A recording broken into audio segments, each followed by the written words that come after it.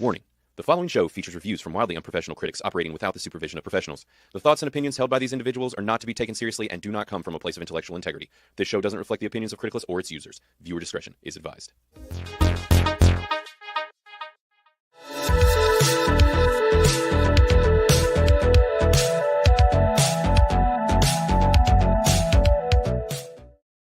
What's up? What's up? What is up, everybody? Hello, and welcome to another episode of Criticalist Cast Unhinged. We are back and ready to review another brand new film. Today, we're going to be talking about Mickey 17, the new film directed by Joon-ho. I did not want to say that wrong, so I went and checked it before I said it because it was guaranteed to come out wrong. But this new film starring Robert Pattinson and Robert Pattinson and Robert Pattinson over and over again, and quite a few other folks, but I'll wait until later to talk about all of that. But this is the new sci-fi epic film, large budget thing that he has been working on for quite some time, and it's finally made its way to theaters. And the question is anybody going to show up to see it? Is it going to be a big enough draw, considering that he's been more of one of these indie art house style directors? But before we get into all of that, we're going to be talking about some news, the things that are going on right now in the entertainment industry, along with what we've been streaming and watching lately.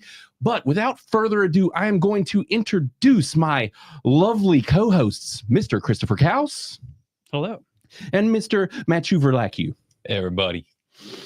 But yeah, we are super happy to be back in the seats and talking about some stuff. Got the squad here. It's so different switching back and forth between doing like this type of show and then doing like the multiple people in tiny heads, tiny screens all over the place. Yeah, because I imagine they're easier. You can just kind of look at your screen, like just pivot around. You don't have to like whip your head around as much. Believe it or not, this is much easier. Really? It's a lot more organic, I guess, is the way, especially if you have like the anon types that don't show their face and stuff, because you don't know when those people are going to speak. So it's like they'll go to talk and then you're talking over them and you're like, wait, who is talking? And you're staring around at the little tiny boxes to see if one of them is maybe pulsing or lighting up. So, but yeah, so it's a different change. But I like all types of streaming. So, you know, never mind. I'm not going to do a Trump impersonation. I almost did it. It's so easy. Anytime you repeat a thing, you're like, all right, time to turn the Trump on. Right. Because that's what he does. Right. He just repeats. And I wonder sometimes, because when I do certain things like that, and Sid will talk about it sometimes. She's like, I can tell your brain was booting up. You were working through thoughts while just shit was coming out of your mouth. It's like that was just the old hard drive booting up in there. My problem is I just say something that I stop, and that's how my brain's booting. I'm like, Matt's like, I'm almost there. Computing. The dial-up sound. And at that point, the moment's passed. I'm like, I'm not funny anymore. Yeah, nobody cares about it anymore. They're like, fuck this guy. He's just retarded. So I've been there. I get that too. That's why you just make it look like you have something to say, and you're like, yeah, and then. So we started a new segment last week, which is still to be named. Matt had an idea for the name. I can't remember what it is currently. Street Trash News. Yes. And the whole concept of the segment was essentially that we were going to, as well, myself personally, and Matt for sure too. We've been accused of being TikTok kids. Chris doesn't know what's going on ever, so he's in on the education with all of you. But we decided to just like pull obscure things. But this week, social media has been relatively bland. Also, I was going to try something new to screen share so that we could actually show like videos while showing us, so that we could do like reaction type things. But we didn't prep today, so I'm not going to bother with all that. So. News to me. Right, yeah. We got a new thing going on, Matt, and you don't know how but yeah, so what I do want to talk about, because I'm sure that you guys haven't done the deep digging into this yet, is I want to talk about the new fad that's going on in Hollywood, which is the new naked dress fad. Are you guys familiar with the naked dress? I mean, I've seen one or two in my life. But, I mean, this is like the new Hollywood movement. No, I'm not familiar with this in any sort of way. Okay. Well, I'm used to like celebrities pushing the boundaries of things, but no, I'm not familiar with the trend. Yeah. So this past week, in more of the hot gossip kind of news, it has been that basically at the Oscars, it was everyone kind of one-upping each other to see who could show the most skin in potentially the most absurd ways. One of which is definitely my favorite, which we will get to, and you'll know it when you see it. It's bringing somebody else's skin, isn't it? Oh yeah, I'm just gonna bring a whole overcoat. They call it the whole Hannibal duster. Lecter. They just Lampshades, all that. Exactly. No, that is not it. So first off, we're going to talk about this human Skeletor creature. Whoa. I'm not sure who this person is. She's got a lot of skin showing. But that's not Not like that crazy much. amount. I mean, one wrong flap here in the center, and you're going to get some cooch. There's going to be some cooch blasting. So sure. this thing is an interesting approach. This is Imra Chamberlain. I'm not familiar with who this is, but Yeah, but that's actually kind of a cool design. it's a classy I know showing her. of skin. I Yeah. think. We go way back. Oh yeah. Oh, yeah, you You're got BFFs. Familiar with her. Mhm. Okay. Yeah. Familiar with her work. All right, so here we have Kiara. This is Sierra. Sierra. Anybody? Kiara, Sierra, It is Sierra. There is some borderline. Sierra, There's come some. on. There's. What are you zooming in? Yeah, on? I mean, I'm just. You know what we need? We need an eye tracker. Yeah. Well, You and can see what Blaine is that's looking what at. I was showing y'all with the little pointy finger No, on the no, screen it- here.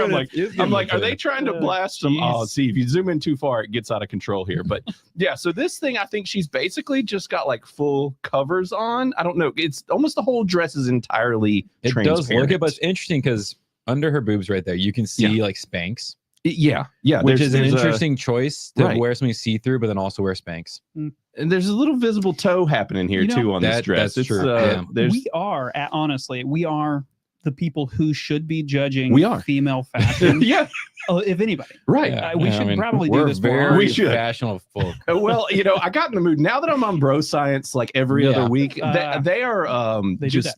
wild animals over there, and they've gotten me to. Well, they're going to get me canceled. Is what's going to happen.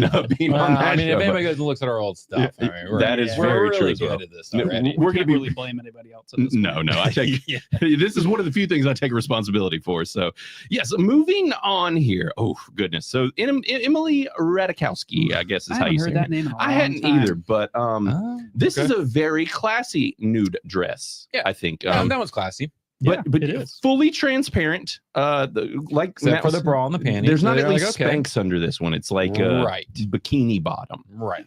So Yeah. not to be confused with SpongeBob. Sure. But yes, obviously classy as always, and Yeah. stunning and bold and brave, as they Yes. say. Yeah. So brave. So- So brave. So brave. Still more than a bathing suit. Yeah, yes, So, more than a bathing yeah. suit. So next up here, we have Kendall Jenner, also going with the full transparent, but not too transparent. Yeah, I don't think This you is- understand what full means, Yeah, but yeah. I'll give it to you. Yes. it I mean, is- I there's mean, a you can lot of see through see-through parts here. of this Yeah. dress. yeah, there are parts. There are parts. Okay, this is my favorite here. This is the new. This is the Hell new. yeah. Dude, This is we're this- bringing assless chaps back. That's what's happening. We should do it. This Yes. is the best. And if you Yep. don't recognize it, it's Zoe Kravitz. But yes, she has this little like escape Half-crack? hatch for farts back here. Ah. And I need one of those. Smort, Yeah. smort.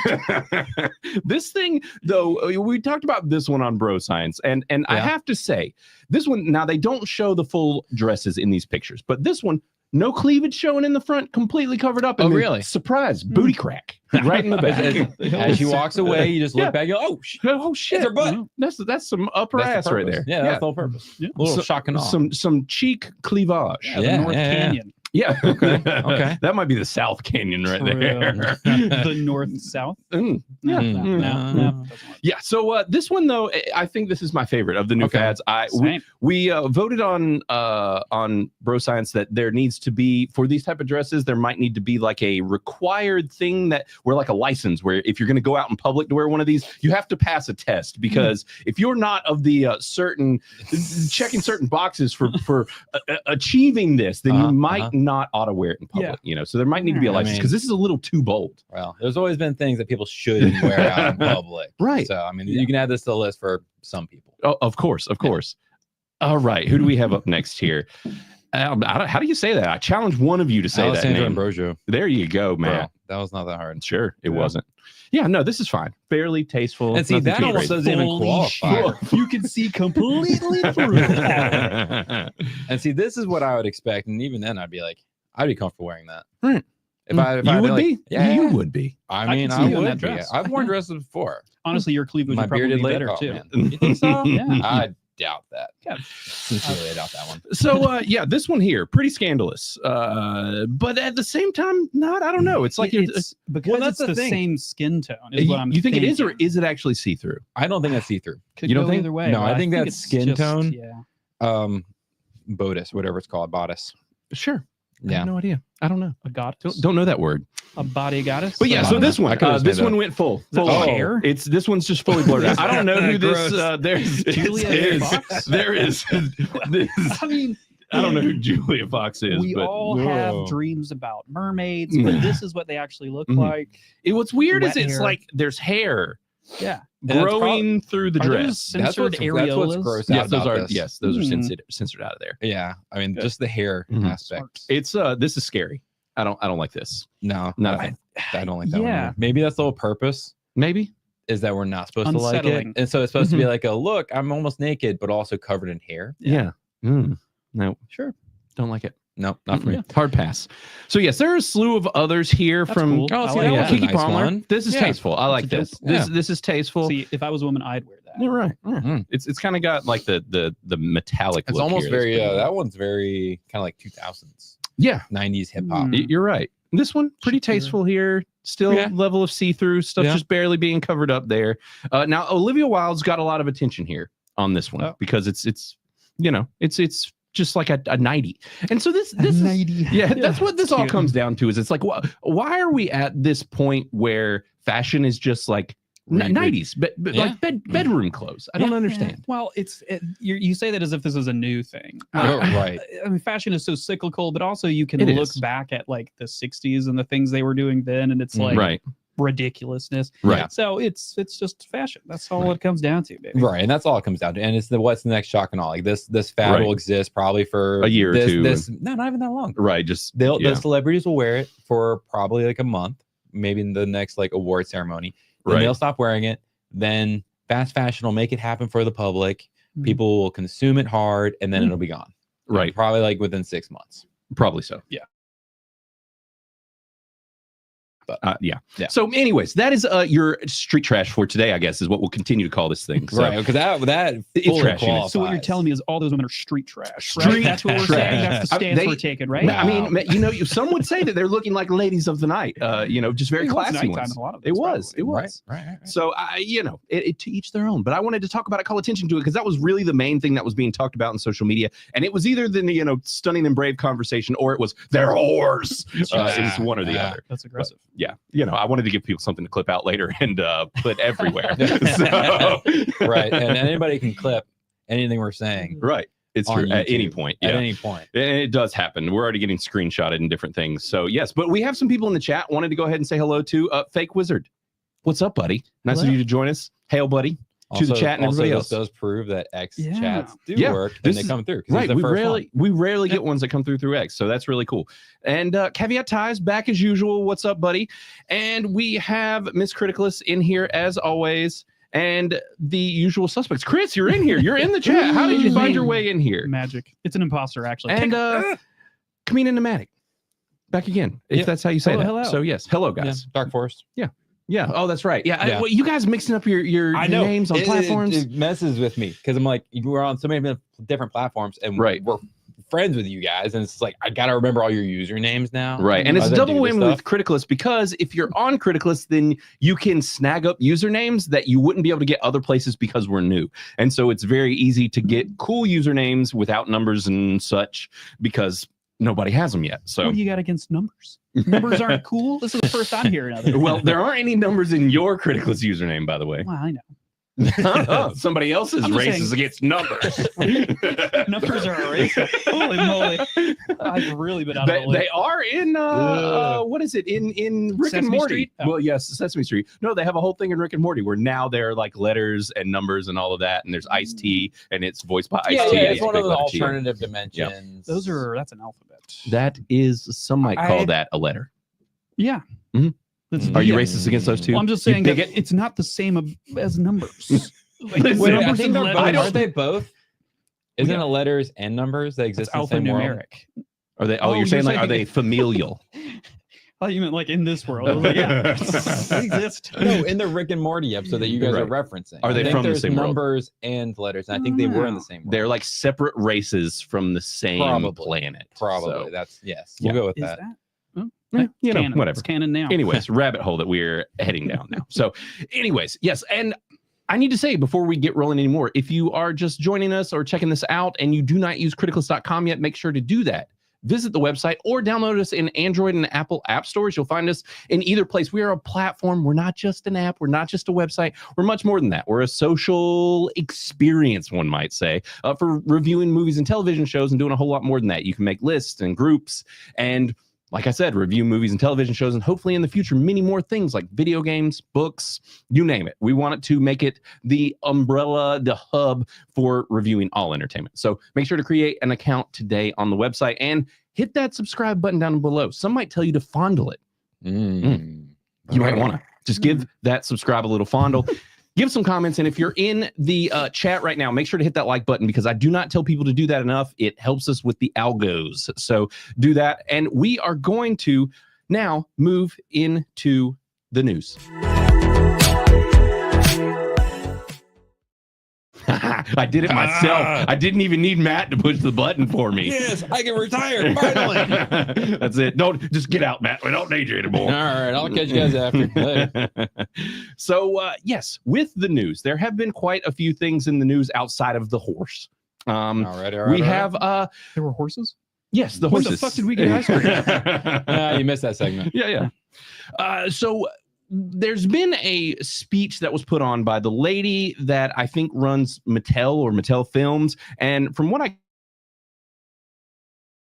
gather, this happened at Sundance. So basically, what she's talking about is that they are wanting to make this giant Mattel cinematic universe. So, and her name is Robbie Brenner. And so she's planning on kind of building off of the success of Barbie. Now, I find this really interesting with my personal opinions of Barbie, and I think a lot of people's, because the thing is, and I mentioned it on a previous show, actually this week, where there was some deceptive marketing with that movie. I think that it wouldn't have done as well if it wore what it was on its sleeve as much.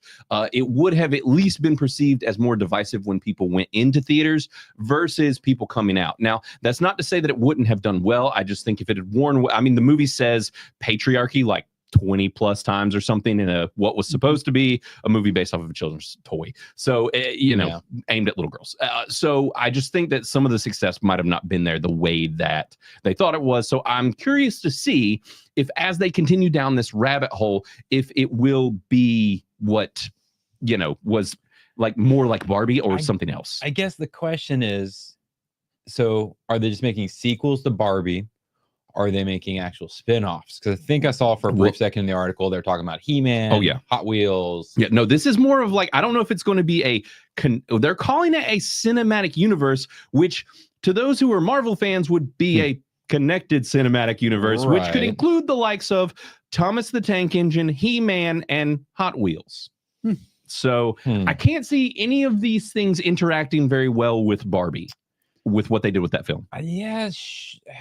I mean, Hot Wheels would just turn into like Cars wannabe, Right. Like, what can they do with that? Well, I think they're all going to be live action is the plan. This isn't going to be like a bunch of animated movies. Yeah, so riddle me that then. What are they going to do for Hot Wheels? Is it going to be Need for Speed? Is it going to be stop motion? That's what they should do. Right. I just don't know what they're going to do. Well, and I think that some of that is already brewing. This is a pretty big article. Unfortunately, I wasn't able to really like separate it out to easily spot like the big chunks of the important things, but essentially they're talking about saying that they're trying to get in on the ground floor with these great artists before they become the next Christopher Nolan. So that is an interesting thing as well, which makes sense that she'd make a bold claim like that, considering that they snagged up Greta Gerwig and she did what she did with Barbie and a lot of people liked it, and now she's going on to do other things. The question is, can she be successful with things that are as divisive as that movie was? Because people are very all over the place with it, and people interpret it in different ways. People either either did or didn't find what they did offensive to it, and so on and so forth. So, yeah, I'm really curious. The other thing is with snagging up these new artists is we've seen Marvel has done that before, and it has not gone super well all the time. It did in early Marvel, but new Marvel started trying to do it, and they started leaving super hard into the DEI stuff and getting people that had never really worked in other fields, and it got real wacky and crazy. So is Mattel going to do that? Also didn't help that Disney put their thumb on a lot of the directors. Just think about like Ant-Man, which was how long ago? That was over 10 years ago. They like had Edgar Wright on the hook for it. Yeah, he had almost created the whole film before they went to filming. And then they came in and kicked him out, and then they made, I mean, it's a fine movie, but I like it more than I think a lot of people do. Right. But that was the thing. It could have been an Edgar Wright Ant-Man. And instead of giving him freedom, it just didn't work out. And now I don't know the facts about the other movies, but I feel like this probably happened more than once. Yeah. So if Mattel is here putting their thumb on and controlling narratives and things like that, not letting these directors do their own thing, like they're gonna have subpar movies. Right. And apparently there's a Matchbox movie as well that they're talking about, which I didn't realize that Matchbox and Hot Wheels was under the same umbrella. That's kind of weird. I didn't either. It's like a monopoly. Right. She said, apparently, though, John Cena is attached to it. So it says there's also a Matchbox movie with John Cena that's currently filming in Budapest, and a long list of projects in various stages of development. They include a Polly Pocket film with Lily Collins, Bob the Builder adaptation with Anthony Ramos, Rock'em Sock'em Robots adventure with Vin Diesel and Tom Hanks playing Major Matt Mason. So there is a lot happening over there. Dude, this, you know what this sounds like? It's those pictures that you'll see floating around online, social media places, where people just use AI to like what does Vin Diesel look like as Thomas the Tank Engine? Right. And they're like, that's a great movie. Right. That's all they've done. They're taking AI images they found online, like, let's make this movie. This would make a good movie. This is genius. And the crazy thing here, though, too, is I want to come back to the fact that it said that they have a Bob the Builder adaptation with Anthony Ramos. Who's that? So first off, do you guys remember Bob the Builder? Yes. Sure do. Okay, so Bob the Builder was a very little white man, Yellow hat. to put it easily. Overall. So they have chose Anthony Ramos. This guy is very much Hispanic. Oh, okay. Some might call this move racist. Wow. They're gonna put a Hispanic man in Bob the Builder. How dare they? How dare they? Oh, I see what you're doing. You finally picked it up.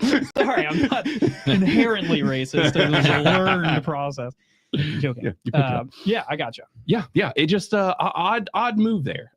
You know, a little on the nose. So weird move, but there's a lot of things that they're making there. And they said, we're not going to make an R-rated movie. She says, we don't need curse words or sex or extreme violence. Beyond that, we're very open. Yeah, but you made a PG-13 Barbie movie that pushed a lot of political agendas. So like, yeah, you're not making it R-rated, but also you're making it divisive. So are you going to make the rest divisive? Right. That's the question. Like, are you going to be pushing politics in all of your movies? Because I couldn't fathom taking like a preteen to see Barbie. No. Like, and it should be for kids. It should be for, you know, middle-aged women and kids. And instead, they made a movie that was for the middle-aged women, and I felt inappropriate for kids. Yeah. Oh, yeah. And that was one of the things that in my criticals review that I pointed out was I was like, I'd never take at the time she was like 9, my 9-year-old daughter to watch this movie. I wouldn't. Like, because there's too much it had to explain. Like, I do not want to have a conversation with a 9-year-old about the patriarchy. Like, get out of here. Like, just ridiculous. Like, what does patriarchy mean? Right. Well, and all the other things too. It's just, there was a lot going on there. So the question is this woman going to go down that route again, or is it going to be all new stuff? And if they ruin He-Man, they're going to piss off a lot of people. So I really hope they don't screw that up, which I've talked about a lot on the channel. So yeah. Is He-Man actually Mattel? I thought He-Man was like Hasbro. I thought it was just isn't he? No, I mean, they're all owned by something. Yeah, I think it's Hasbro, but then Netflix has rights to a lot of their stuff, so I don't know. Yeah, and my wife pointed out that Barbie has a 51% on Criticless and said, I definitely think it would have done as well if people knew it was going to be so woke. So yeah, I disagree with that actually, because I mean, I watched it knowing. She said it wouldn't have done as well. Now, I did say it wrong. Sorry. Oh, yes. She said it wouldn't have done as well if people knew how woke it was. No, but I disagree. You think it would? Yeah. So many people went and saw it.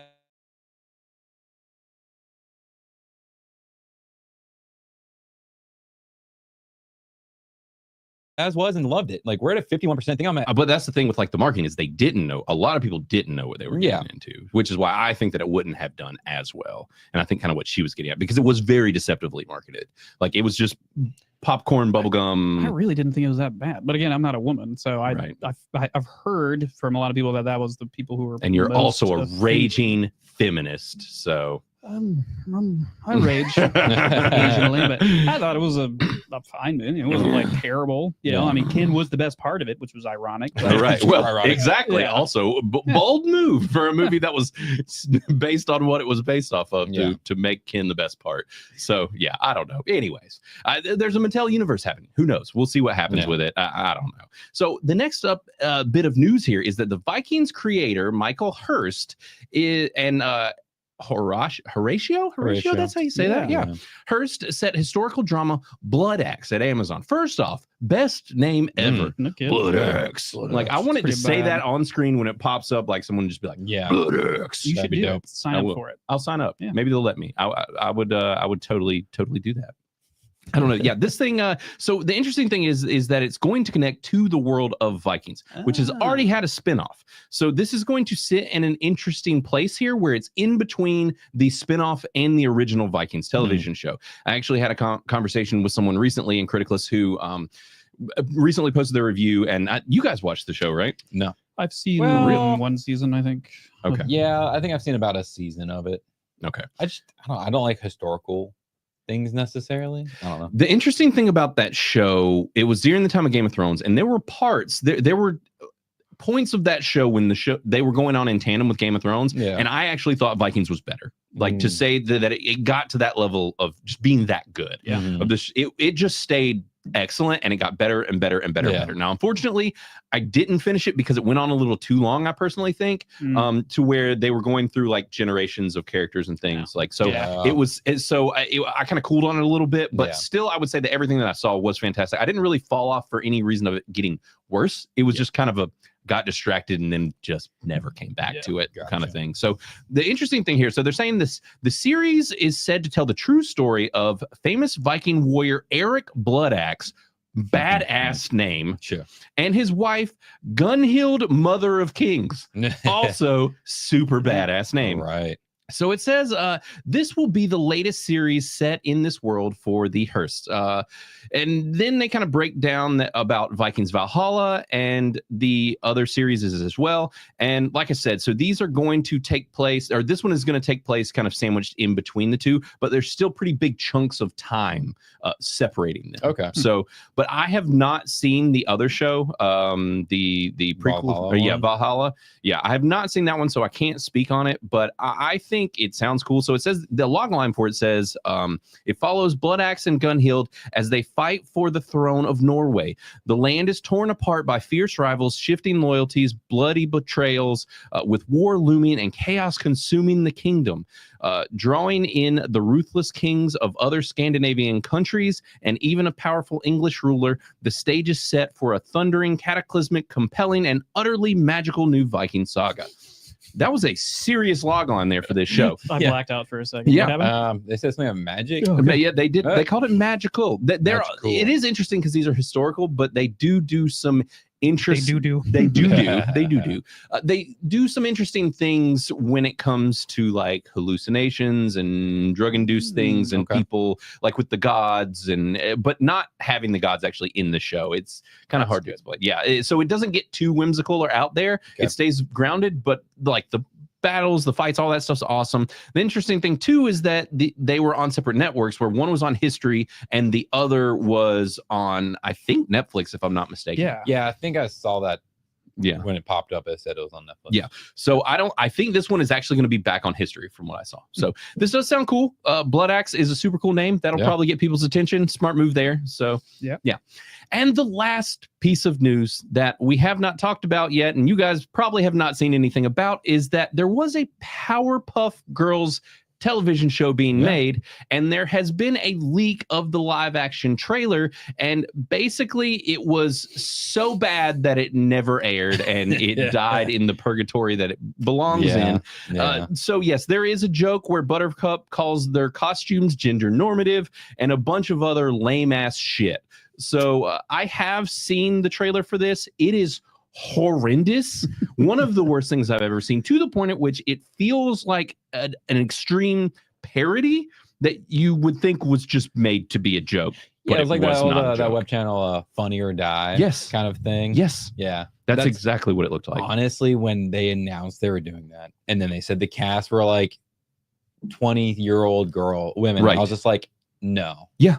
This isn't Powerpuff Girls. You literally are just like, we're just retconning these characters for something. And obviously at the time it was created, there was going to be a lot of agenda pushing. Oh yeah. And it's in the trailer. It's clear that people said that it was bad, and so they thought better of it and walked it back. I love Chloe Bennett. We've talked about her before. She was on Agents of S.H.I.E.L.D. I think she's great. I'm glad that she escaped how bad this could have been for her career, potentially. It is rough. One of them is like an alcoholic, and like they're all washed up, and they like hit their dad in the trailer and tell him what a dumb man he is. Like it's bad. It's sorry really for bad. making you guys. Yeah, it's really terrible. The whole thing is that so the plot of the show was apparently that when they were kids, they accidentally killed Mojo Jojo. Oh, he's the best. Yeah, they killed him. And so out of guilt, they all ran away. And then it became like one of them became a real hero, as they stated. And she was like a firefighter, a EMT or something. I don't know. And probably worked for the IRS. probably what it was. Probably so. Hero. Yep. It looks so bad. I would say if you can find the trailer to go watch it, we would definitely get a strike if we played it on today's thing. But it looks so bad. It really does. And they're already pulling it from everywhere. The only places I was even able to find it were people like sharing it on their YouTubes, which their videos are probably going to disappear. And it's a good thing this got canceled, but it looks so bad. But also you should kind of see the trailer because it looks so bad. I think they should just publish it as a comedy. add a laugh track. Well, it was trying to be a comedy is the problem, and it's that not funny. Yeah. So what they needed to do is make it a horror movie. They are actual horror like beings. Yeah. Like from the cartoon, because they have nubs, and like they were created in a lab. What's wrong with nubs, Chris? I mean, dude, are you not nubbing? Right. Not because of some tragic accident. They were made that way. Like, I support amputees. But like, there's the other human-born people like have fingers and like their actual anatomy and stuff.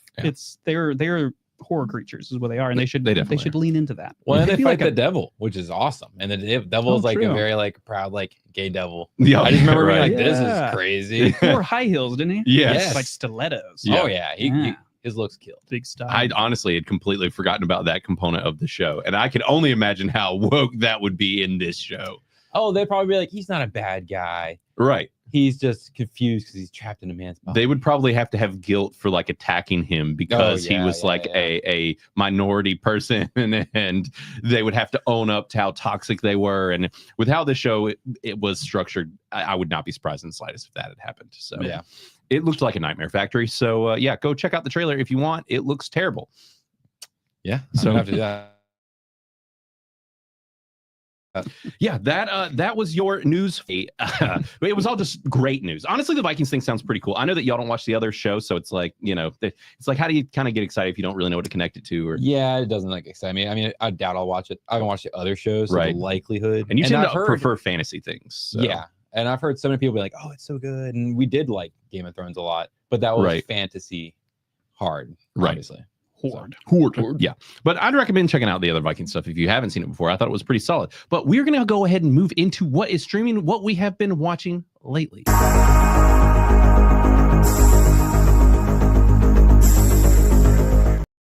Question is, what have the two of you been watching? I guess, Chris, you always keep what you've been watching very interesting and just out of left field and random and weird. So what random, weird, out of left field things have you been watching? Well, I started watching this like random TV show probably nobody's heard of called Yellowstone. The national park. Yeah. Oh, Yogi did you Bears watch in like it. grizzly bears and stuff walk and like the bison wake up in the morning? And Yeah, bison. Yeah, they're there. Okay. Yeah. You tried Yellowstone, so what did you think? I mean, did. we've been hyping this up for you forever. I know. So It was so popular I didn't even really want to watch it. But yeah. I saw some clips and I was like, This looks might pretty as well solid. give it a shot. Yeah. I like the guy with the beard who beats people up. He's cool. It's good. Rip It's very is who you're talking about? Rip? Yeah. Rip's pretty great. It's too heavy though. Okay. Like I'm having to go on like a hiatus. I got like 9 episodes. But it's like So you're every episode is just like, here's something bad that happened. There's people hating each other. I'm just like, yeah, it's really cool. But I mean, can we just have some like goodness for a little bit? There definitely is that. And the show does find more levity as the seasons go on. Yeah. And it does have a lot more balance. Those early seasons, especially the first one, it was this interesting thing where it was kind of being test run on Paramount Network, not Paramount Plus or any of that, but their own network. And so, like, for example, like there's like a lot more nudity and different things like that in that first season. Oh, good Lord. Yeah. And then after that, it stops, which is the interesting thing. So it changes its tone to some degree. Now, like, the violence is still there. It's still has its, heavy moments and different things, but they really find this cool balance of the cowboy lifestyle, the family stuff, and then it has a lot more variety as the show goes on. But I think it's one of the best shows. I give it a 92 on Criticalist. Nice. So I mean, it is really good. It's just I had to take a break because it was just a little too heavy. So you're gonna keep watching it, or is it one of those things where you're just gonna be like, because what is there, like 4 seasons, at least 5 seasons of that show, and then the following season 53 episodes. Okay, but it is done. It has had its final season. So and that just happened. I have not seen the second half of the final season, which because they split the last season in half, like a lot of these shows have been doing, really annoying. And so I'm curious to see. I heard mixed. Well, it sounded like people mostly liked it, but they had to make some interesting choices because of Kevin Costner and his availability and stuff. So, anyways, I don't want to spoil anything, but yeah, I think the show's phenomenal. We've got an 83 on Criticalist right now. There's been 16 people that have reviewed it. If you have seen it and haven't left a review, make sure to do that, and let's hear your thoughts. But we have had more people of late, newer users actually, I guess, review it, and a lot of people really like it. And I mean, OMB Reviews gave it a 79%, and that is a glowing review from him. Because I mean, I imagine he knocked off points for like the nudity or something. Right. Yep. So I think it's really solid and worth checking out. So cool. Yeah, so you're going to go back to Yellowstone. You do recommend checking it out then? Yeah, for sure. I definitely recommend. Where were you? Were you sailing the 7 seas or were you watching it on Peacock? I was sailing. Okay. Sure. Living that pirate life. Yeah, I found a great one. Again, quality. Yeah. Yeah, because it's almost like it's streaming somewhere. Yeah. Right. Almost. So, Matt, I wanted to talk about something that we actually both saw and you might have had on your list. I didn't, because I knew you were talking about it. Okay. All right. You saw that one coming. Yes. Which I have not been. The stuff that I've been watching lately has been fairly relegated to different shows that I'm on, since I have to watch something for just about every show that I come on. So there's a lot of coming on a lot of shows. Yeah, I come on all the shows. You know what I'm saying? They're all men, right? So you come in with a lot of men. Nah, mostly. Yep, mostly men. So I did it once, and then they just asked me to keep on. It was that great. Okay. So what I'm going to talk about is the Fox Hollow Murders: Playground of a Serial Killer. So this is, if you guys don't know, with Matt, he loves things where people get murdered or die. The interesting thing too is he doesn't like real life shows that are fake, but he does like real life shows that are real. I gotta feel it. Yeah. The realness. The realness. It is weird. It is weird because watching this, I don't watch a lot of documentaries. Tended to be when I would watch similar things like this, it was because I wouldn't watch them. I would listen to them. And it was back with my previous job, previous couple jobs. I would just listen to podcasts and things where they were like murder documentaries and whatever. Yeah. And so this was watching one, which was an interesting experience for me. This is a new one that is on Hulu.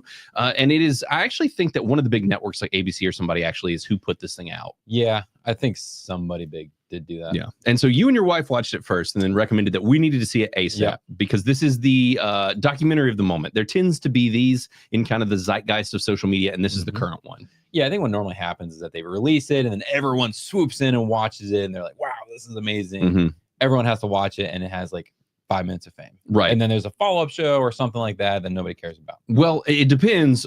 Now, there have been follow-up ones that do okay, but it all depends on the type of documentary. Whereas the part of the reason that this one is blowing up is because there's discoveries in this documentary, and there's ongoing like a reopened investigation from an old case from the 90s. And so that's what's made this thing kind of hit the zeitgeist, is because this is essentially about potentially the world's biggest serial killer that literally no one knows about because of extraordinarily incompetent police and just potentially burying, not even potentially, definitely burying it also due to all of the suspects, which were, or not suspects, but the victims, which are all gay men, and an exorbitant, like a very large number of them. Yeah. Anywhere between 20 and 50 plus. Yeah. So this story's wild. I don't really want to spoil too much because then it kind of takes away from what is interesting about the documentary. There are some details and some things that you find out after the first episode that really. And see, that's the funny thing. So what happened for me was that Xena watched the whole thing without me. Yeah, and then she was like, "This is one of the best, most interesting documentaries I've ever seen." And there is somebody that they interviewed that you need to see because it is the personification of what Nicolas Cage was trying to do as Long Legs. Yes. Yes, this person is straight up just that kind of character. Yeah, and I was like, oh, that's crazy because, I mean, if you haven't seen Long Legs, I mean, Nicolas Cage plays a really crazy person. An absolute freak. An absolute kind of freak of a person.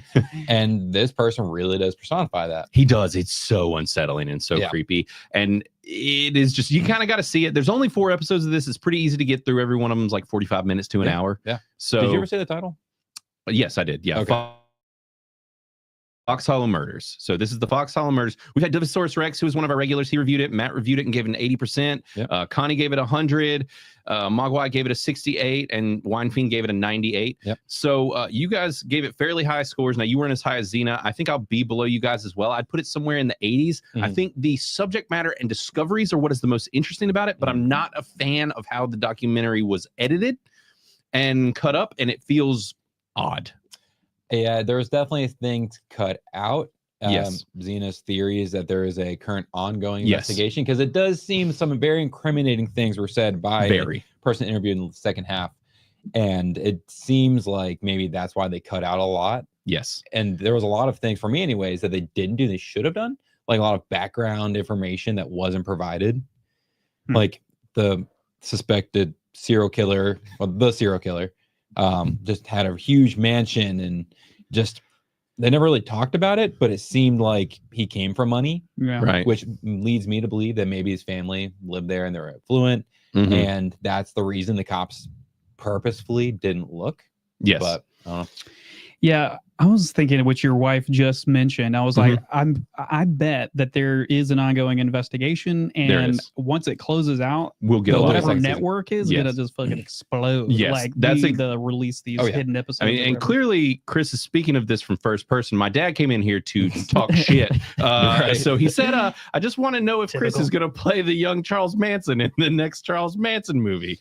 Look, I'm just happy you said young. Kind of young. Yeah. Well, I was about to say, like, how old was Charles Manson when he was arrested? He probably was younger than like Chris is now. Yeah. You know, you can maybe pull that play off. old man. I just Manson. get a tattoo under my lip. Yep. And other, other. Oh, yeah. True. Yeah. Oh, there is a swastika. Huh? There is that as well. So yeah, of course he's gonna swoop in just to talk crap. But this is why.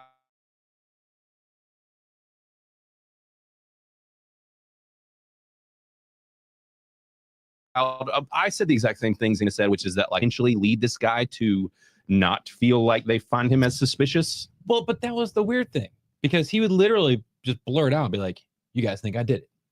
He all but says he killed somebody on the thing. I don't want to say who or like he's what. He's such a out of his mouth liar, like nothing you can believe. And the curious thing about this case, so they know who they think did all these killings, but nobody's claiming the bodies because they were disintegrated in his backyard. They were burnt. Yeah, they were burnt and then dispersed. The biggest thing they have is like one femur. Everything else is like tiny fragments of bones. They have 10,000 plus bone fragments, which is a crazy amount of bone fragments. Yeah, and then they don't have any proof that he did it. Right. Besides one guy saying that he did it. Except for, well, there was a lot of negligence by the police at the time. They literally did nothing.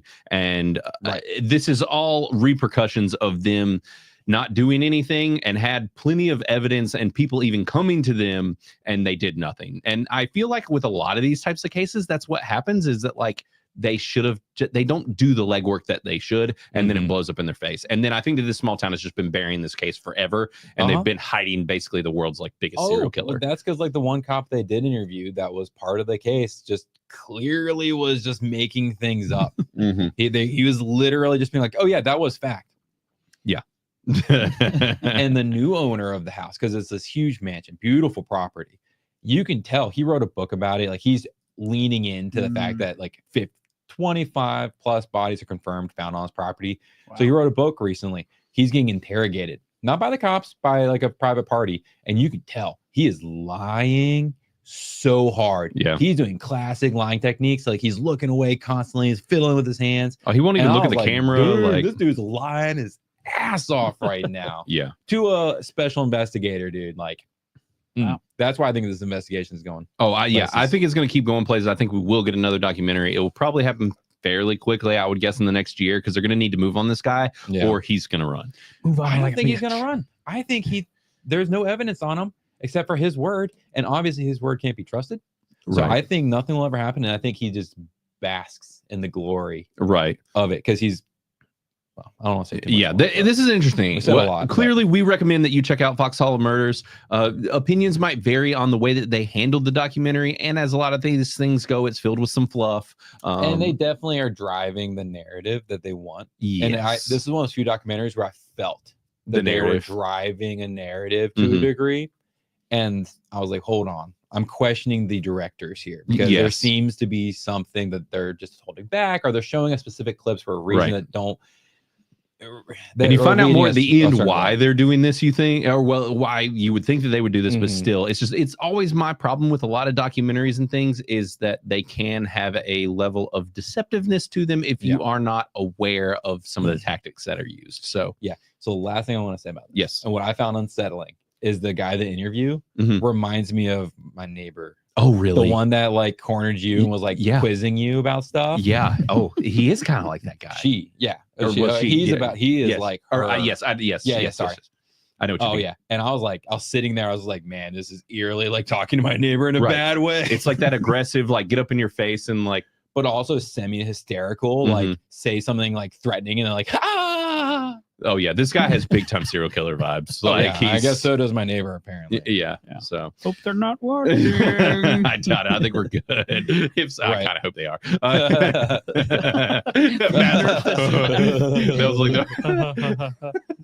All right, so Matt, you've been checking out anything lately? What's been I've been watching a ton of stuff. Have you really? So I'm just gonna kind of briefly hit things and give like quick opinions, and then I'll dive into something. Okay. New season of Reacher. Yes. I've seen 1.5. No, I've seen four episodes. I don't love it that much. I know other people have been talking highly of it.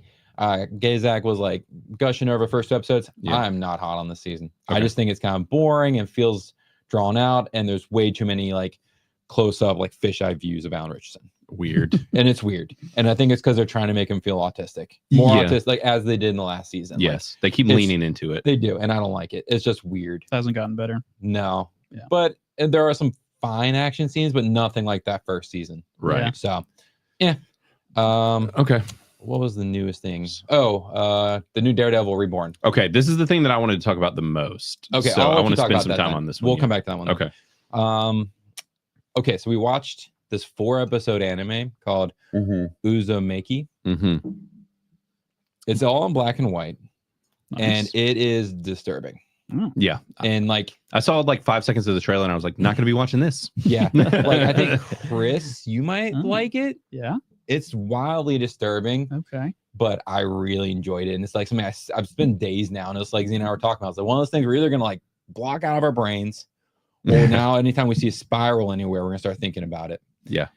And it's very interesting because the whole concept is like there's this village and this guy, his dad sees this spiral, and it starts causing like mass chaos, sort of.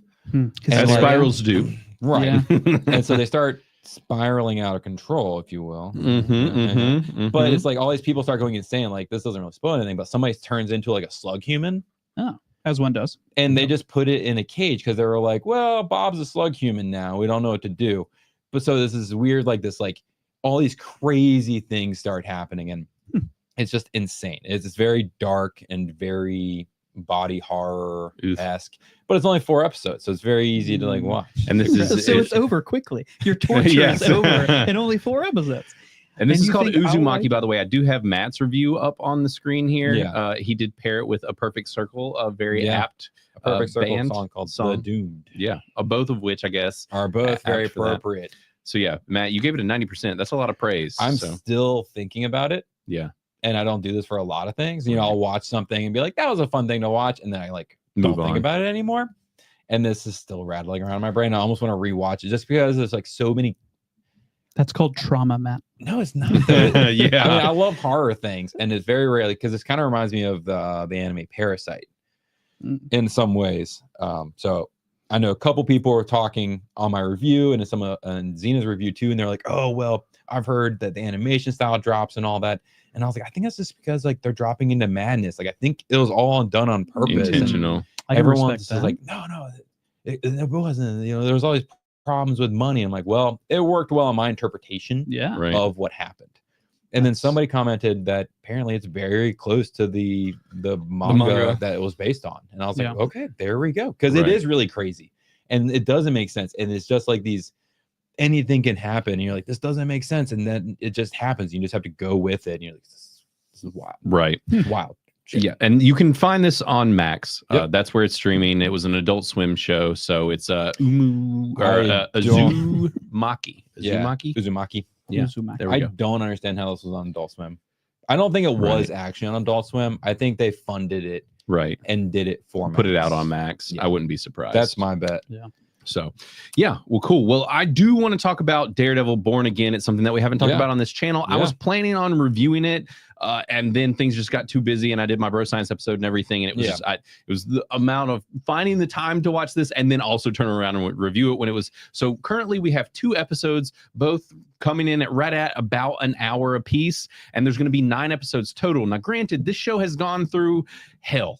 It was supposed to be like 18 episodes. They had created like half of it. People watched it and were like, this is absolute trash. Also, everyone realized that they were connecting it a lot to Echo, and like Echo was the most steaming pile of shit that Marvel has put out to date. I hold to that. Marvel has put out some bad stuff over the past 5 years. Echo is the worst. It is one of the worst things I've ever seen in my entire life. And they do reference it in this show multiple times, which borderline made me mad. Now, people that haven't seen, it's not a big deal in this show. It's just that they reference it, and I fucking hate it that much. Like I really loathe it all the way down to like my heart of hearts. It would make sense if she was in the show, because I mean, I never fully watched the show. I watched like half of it, but then we looked it up, and she's supposed to be like dating Matt Murdock and stuff. Thank God she wasn't. She's one of the worst characters in entertainment ever created of all time, ever. The worst. It is the definition of like the current DEI problems. Is like the show was literally just encapsulated in it. They had this awesome idea of a character created from the original comics, and then they just went off the freaking rails with it and hired like a high school acting student to play this role, and it was fucking terrible.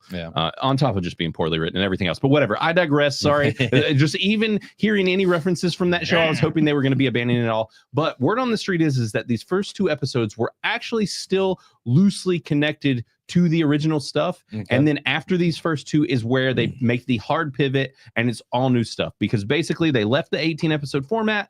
They went down to the 9, and they made everything new. They brought back a lot of the cast and different things. And so, yeah, it's supposedly going to be new from here after these first 2 episodes. Okay. So now, Matt, what did you think?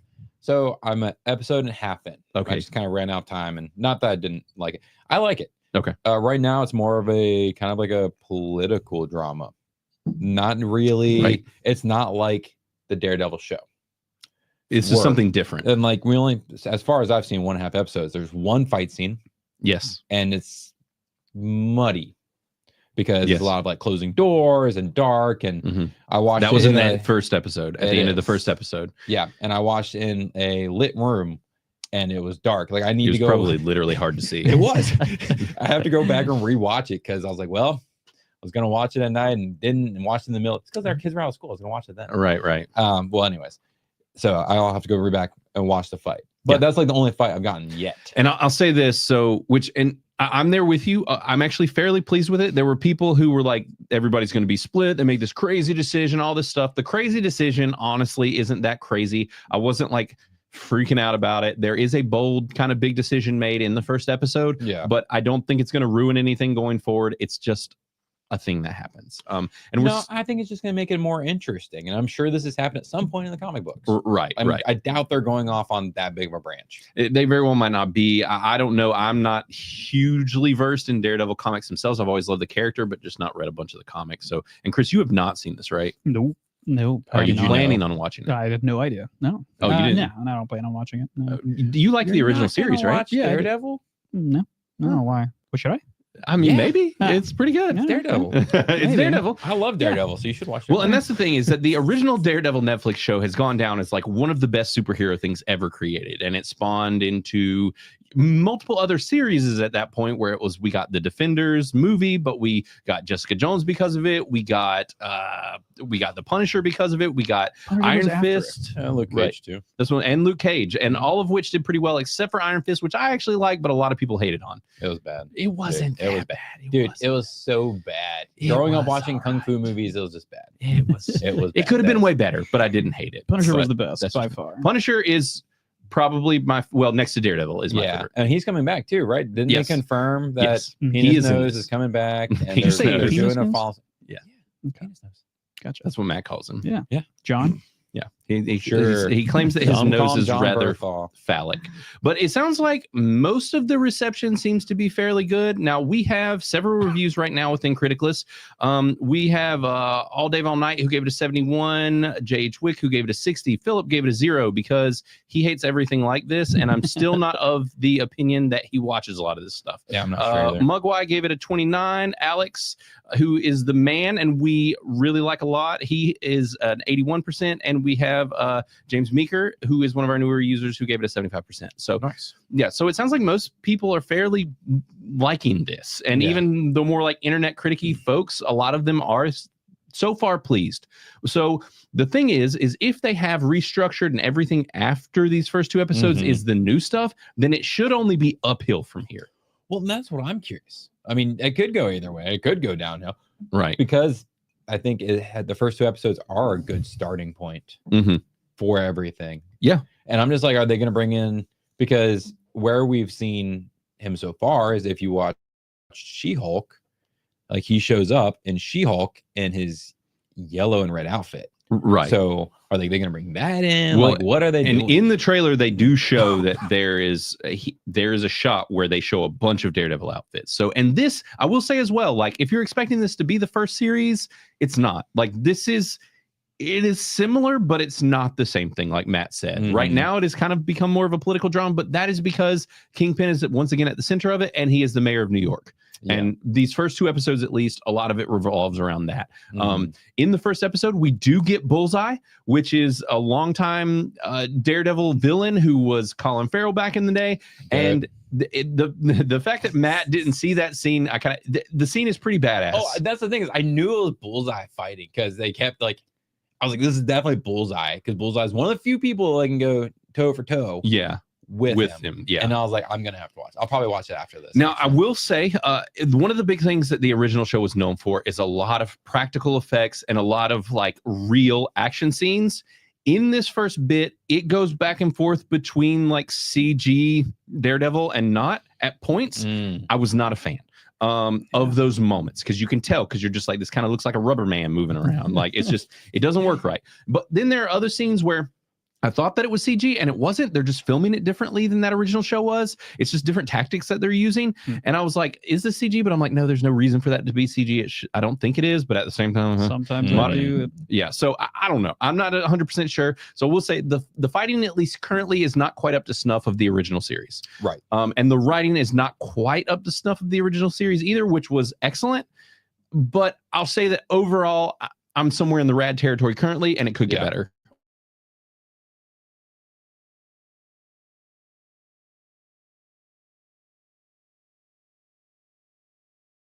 Or worse. Yeah, I'm in the same boat. I agree with everything. Just weren't as crazy about Daredevil as Punisher. Yeah, I mean, it was still really good. I still Right. really liked it. That and Jessica Jones. Yes. Those were I like my Jessica Jones a three lot, too. Favorite. Yeah. Yeah, same. And the big thing too here is that it's kind of nice is that you don't have to have seen all the old stuff to be able to come in and watch this. You don't have to be a longtime viewer. So yeah, there's that. But I think we are at that point where we need to go ahead and start talking about our movie. So what we will do is go ahead and move into our spoiler-free review.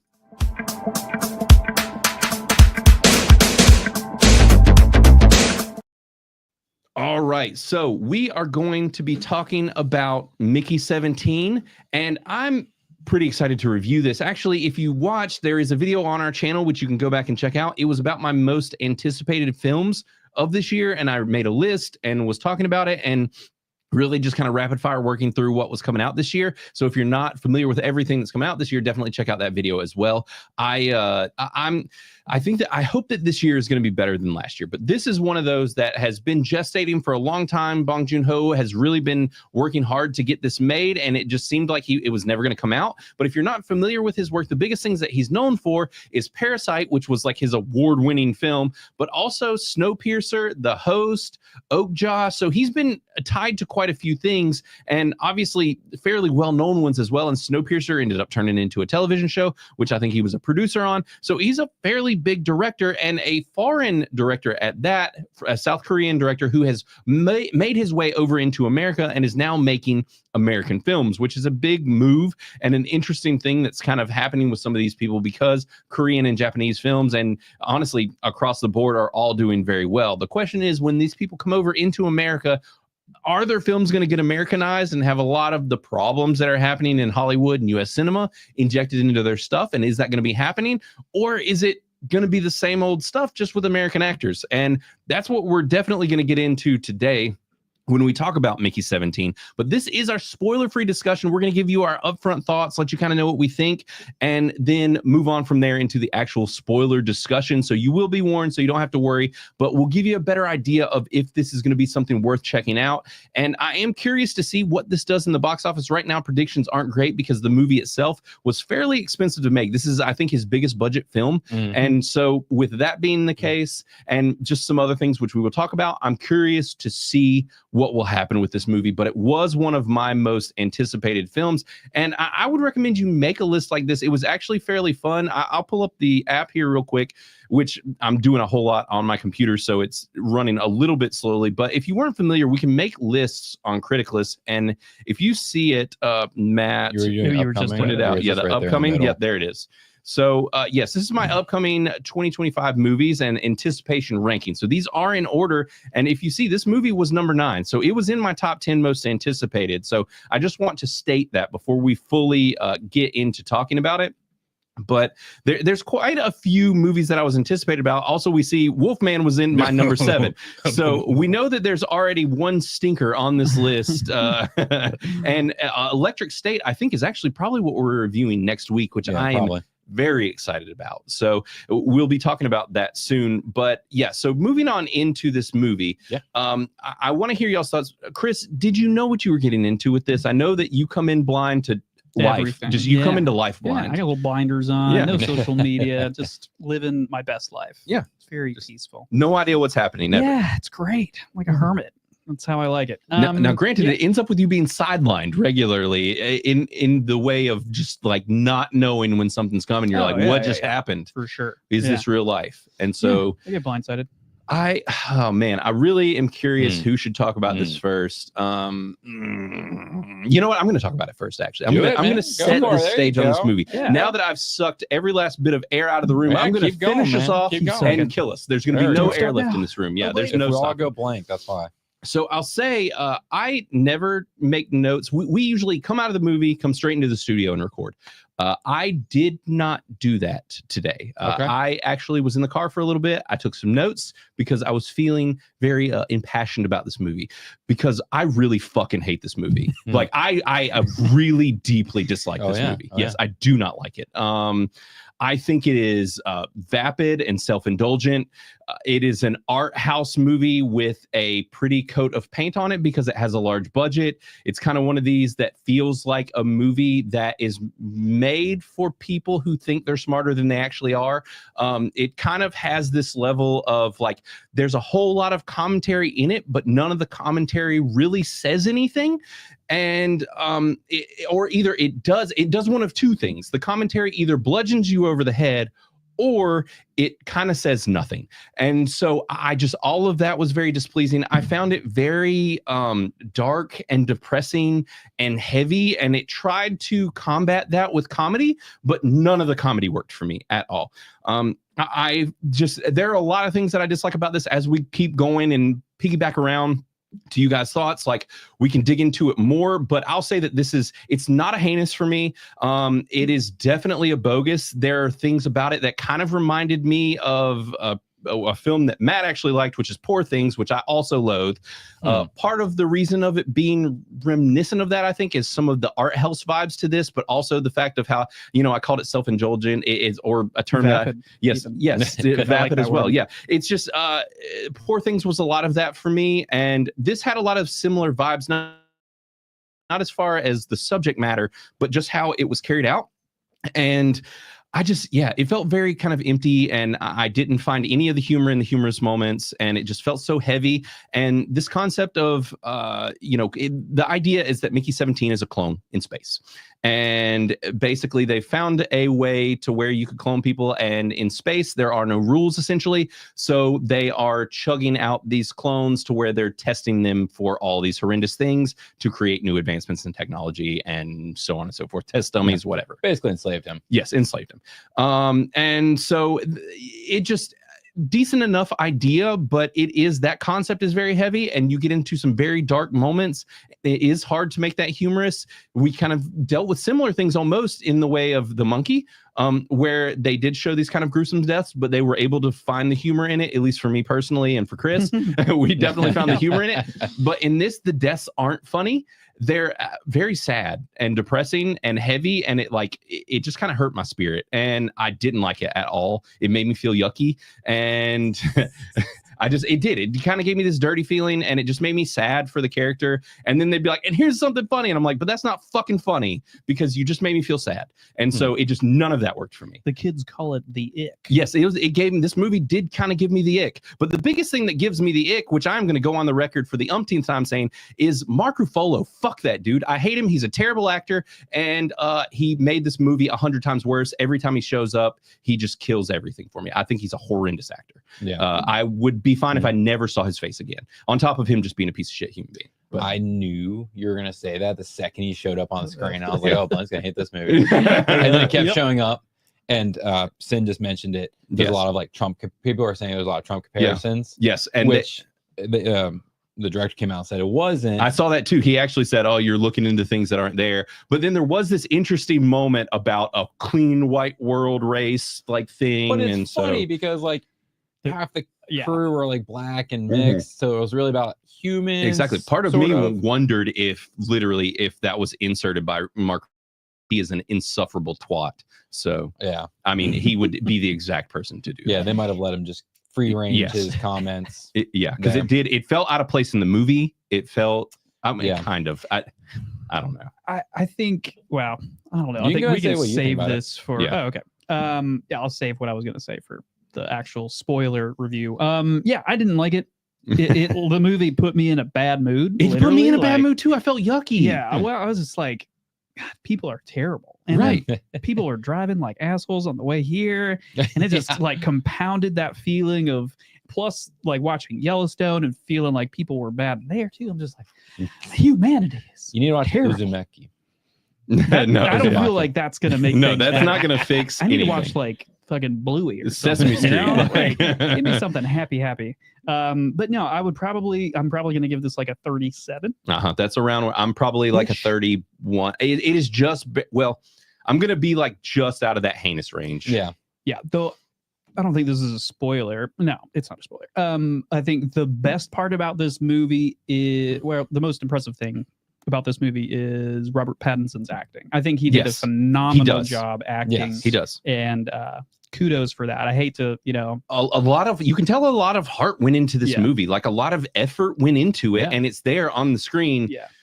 But the movie sucks. What I was thinking, what this reminded me of, if I could relate this like I did the last movie we did, I think this feels like a Wes Anderson movie, but they're making Idiocracy. Yeah, right. It's like a Wes Anderson Idiocracy. Yeah, what it feels like. That's honestly not a bad way to put it either. Yeah. Just a little less of that artsy fartness of the Wes Anderson-y, like the almost cartoonic nature of his films. Yeah, but like the dialogue and stuff, it had that same feel of like, no normal people talk this way. Like this is not normal talking. Yeah, I mean, he's talking like Simple Jack. Oh yeah, like when they were talking to Mickey, like Mickey won.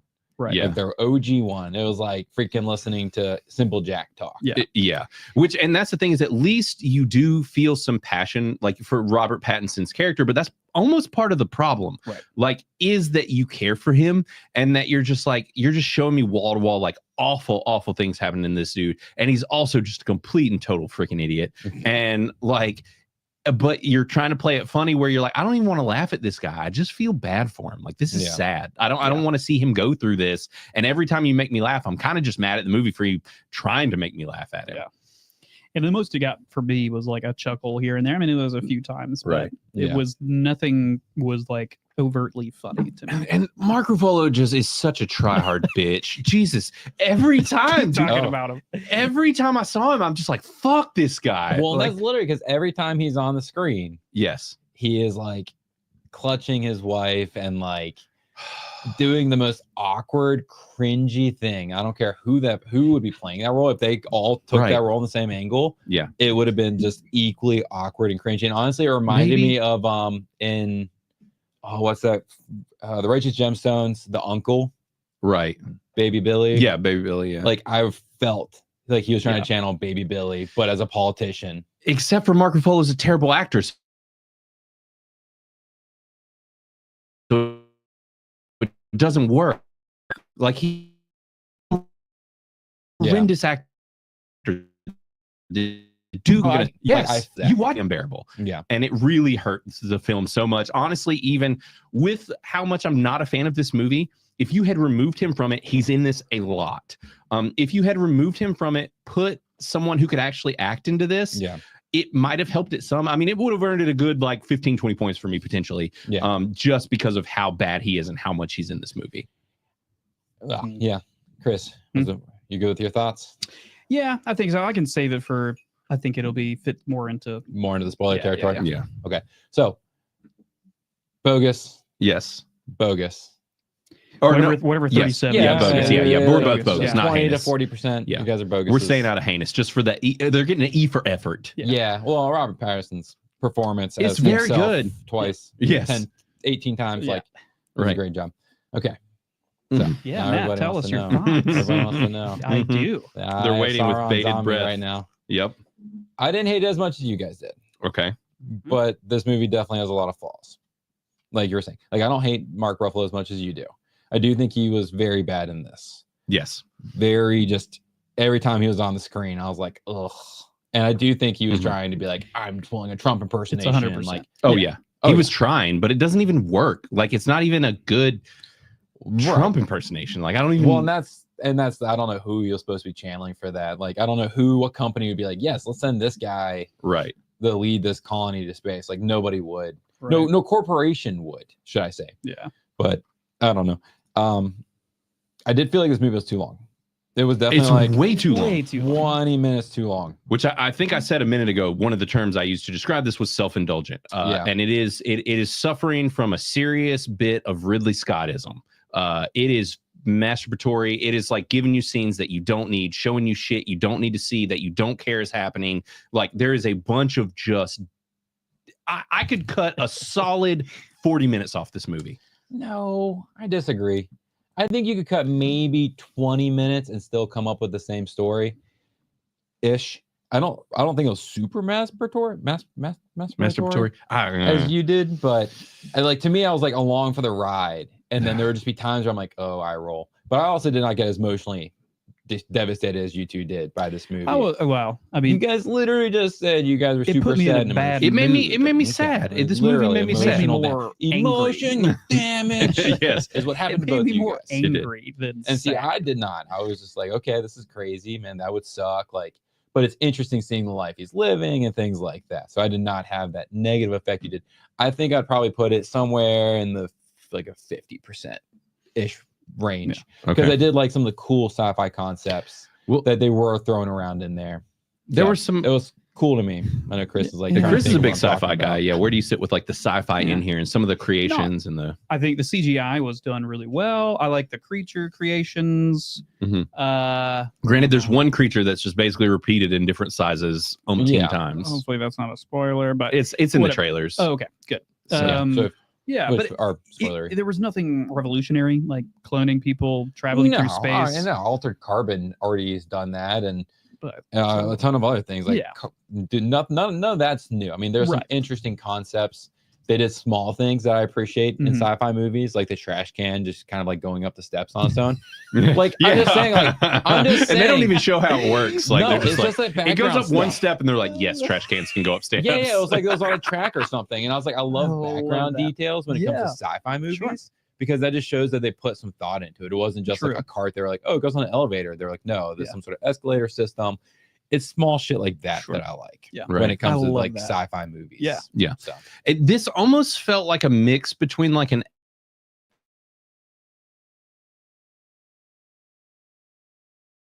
episode of mixed with like a Jordan Peele movie. Yeah, it was kind of those three things, and it did not work for me in almost any way. What really bummed me out, though, is like I said, is this does have a bigger budget. There's some scenes at the end which are on a larger spectacle and scale. A lot of the movie is actually a smaller scale, small spaces in a spaceship, and in these very like set piece little rooms. It's like you're in the cafeteria, you're in the bedroom, you're in the the loading bay or the director's quarters or whatever. You're in these little rooms, but then there are some more spectacle moments which were actually quite good. I'm like, oh, he's actually fairly good at doing this stuff, and he had the budget to do it, but this movie is dick. Like, it just man, I'm so bummed. Like, I'm legitimately bummed. I was that's because you're excited for this movie. I know. I honestly wasn't that excited to go into it. I don't like this director that much. I have not seen a single one of his movies and been like, I love this movie. Have you not even Snowpiercer? You didn't like Snowpiercer? Was okay. Oh, I watched it once because everyone was ranting about it. I think it was like 10 years ago now, and I was just like, more than that. No, when I watched it. Oh, sorry. And I was like, this is okay. Like, nothing to me. It wasn't like crazy good. And then we didn't finish Parasite because we just fell off hard on it. Yeah, I feel like he goes for these like social commentary type things, and in this film there is a lot of commentary, but it all feels really super half-baked to me. Like, just a bunch of half-baked ideas kind of pushed into one and being like, we're not really going to make a statement about it, like capitalism's bad, religion's bad, or big religion's bad, whatever. Like, it was all kind of empty. Like, I didn't feel like there was any statement to really take away. Like, don't abuse animals, like, which comes back to his Oakjaw thing. Like, respect the world that you're living in and the creatures that are in it, all that stuff. Like, no shit. Like, I don't know. There was no real message here to latch onto. Nothing that felt like it could resonate with you or be like, yeah, like, that's a really good statement on that. I don't know, Chris, where you sat with that component of it. Yeah, I mean, obviously there was like a million hidden messages or not so hidden messages with like, commentary on different things. A big thing, somebody said in the chat that Ruffalo was more, however you say his name, was more like a televangelist than he was like Trump. But, yes. Well, that's where I got the Righteous Gemstones vibes from it. Yes. Because that's exactly how it is in that. Yeah, as a televangelist. And that's why that makes it a bit of more politician. Yeah. And that was a good pull. Was it good? And everybody make sure to go follow his channel as well. He does great stuff. So that's Bob Lowe's Movies. Was it good? And he's on Criticless as well. So and there's Sin's Quarter in here as well, who's been commenting in the chat. She has a great channel. great content. Actually, Yeah, go check out her YouTube. Wait, well, no, maybe I shouldn't say that. But anyways, very, very cool person and one of our users and stuff. So yeah, definitely check out her channel and the stuff that she's on as well. And I guess that is one thing, is to touch in on the chat. You guys are the big ones that have hopped in here. Crisco hopped in and saw it early as well, and was basically saying that it was a messy plot. The humor was inconsistent, but the premise was neat. Robert Pattinson was great. Overall, I was let down, but I still put it in the decent category. And that's the thing, is I would not put this in the decent category just because it left me feeling so icky. Well, and that's where Zena's comment comes into play. Yeah. Juan Fiend has been put up earlier. Yeah. Like, it sounds like we should all drop ours one level. Yeah. And honestly, I would not be opposed to putting this in heinous. Like, that is the thing. Is like I said, is that E for effort. Like, yeah, it looks good. Yeah. Right. There's some hard work put into it. Like, there's some good special effects moments. Yep. Robert Pattinson is a fucking rock star, as always. Yeah. That's what I'm saying. It's not a bad movie in the sense of like it was poorly done. It just it didn't vibe with me. Like, my whatever wavelength was totally different from this. Agreed. And I think that a lot of it too is like making connections to people. So you have like multiple versions of Robert Pattinson. You're either feeling really bad and like kind of sad for him, or you're like, this is a very odd version of this. I don't want to spoil anything, but which was a little jarring for them to take that route with it without getting into spoilers. The female lead, Naomi Aki, she's okay. Like, nothing to write home about. Steven Yeun is amazing in everything he's ever in. I love him. He got famous from The Walking Dead. He's been showing up in stuff forever since then. And I thought that he did great, but also his character was a nothing burger and really didn't make any sense. Just an asshole. Like, he was just a dick that would just show up and be a dick. Honestly, it reminded me of that show he did, Beef. Yes, which I didn't like. I love Beef. I highly recommend checking out Beef. It's great. I know Matt didn't like it. It does make sense why Matt wouldn't like it, because it's not your type of comedy. Right. It wasn't funny in any sort of way. It's very funny. It was just freaking awkward, not funny. It is super awkward and uncomfortable, which is why he hated it. But he's great in everything, and he was great when he showed up, but also his character was just a nothing burger. Like, the way that they wrote him and structured this character, and then from there on, all the characters just ranged from insufferable to more insufferable. Yeah, and they were all just kind of there. Yeah, like you said, they're all kind of just there. There's no real character to them. They're just empty. It's all about, I mean, it should be, but it's all about Mickey. Yeah. And that's kind of like it, and they're all just kind of there, and they just pop up and pop out. So. And there's like this horny lesbian chick who's like, I don't think she's a lesbian. Well, she's just into anything. But she's whatever. She's bi, but like try anything. Try and he just try it all. And like, her character kind of had better personality. I actually liked her fairly well, but then they didn't really do a lot with her. Like, it just this movie feels like a whole lot of missed opportunities, and just kind of, for me, a rather empty husk of a film. And the thing here is that what would have helped this film with the budget would have been word of mouth. I think that this is going to be one of the things that could potentially come away with the critics liking it and it doing well in award seasons, but everyone else not liking it. It's not going to have word of mouth. People are not going to continue to show up to see this thing. It's probably not going to do well at all, and they're probably going to lose most of their money on it. So that's my predictions and theories for what's going to happen for the box office weekend. Yeah, I mean, I think so too. I mean, the three of us didn't really like it. We have multiple comments in here from other people that don't like it or aren't hot on it. We've not heard a single person be like, I loved it. So which is unusual. It is. And so, which leads me to believe that the majority of the people are gonna be like, I didn't really like this. So it'll be very curious to see, like, after the weekend, what happens. Oh, and also, I was going to tell you guys on stream, I did it today.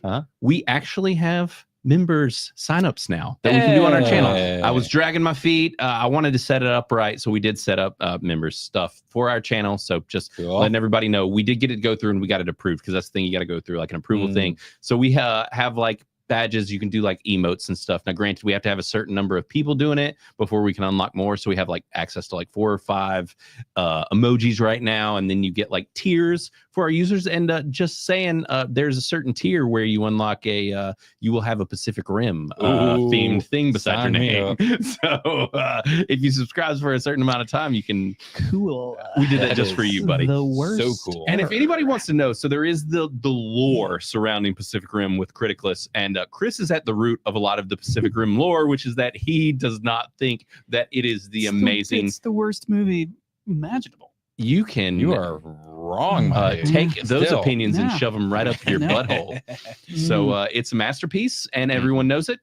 And so there's that. Not everybody. Everyone. I've got some comrades out there that are all on just board with me. nobodies. They're nobodies. Wow. How Don't dare you. matter. Gypsy's See, gonna look, come get you. Gypsy's Gypsy's gonna gonna get you. Yeah. Which, and the I best think part I about bought this is, that for you. yeah, Chris literally gave that to Matt. The one person I've bought. Yep. I proudly display it, Thank you. as you should know. Yep. So I think what we're going to do is move into spoilers. If you don't care about that, which personally, like whatever, Yeah. on this movie, big whatever, I don't think a lot of people are going to go out and see this. So I don't recommend you go see it. I don't really recommend you see it at home. I will.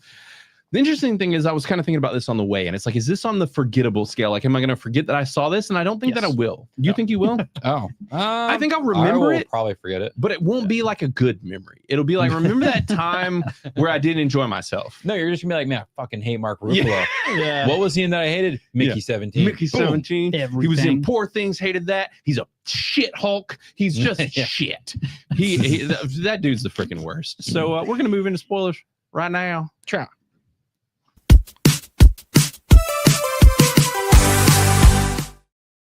Great face. That's going to be every time I make a transition, it's going to be me searching for whatever the button is.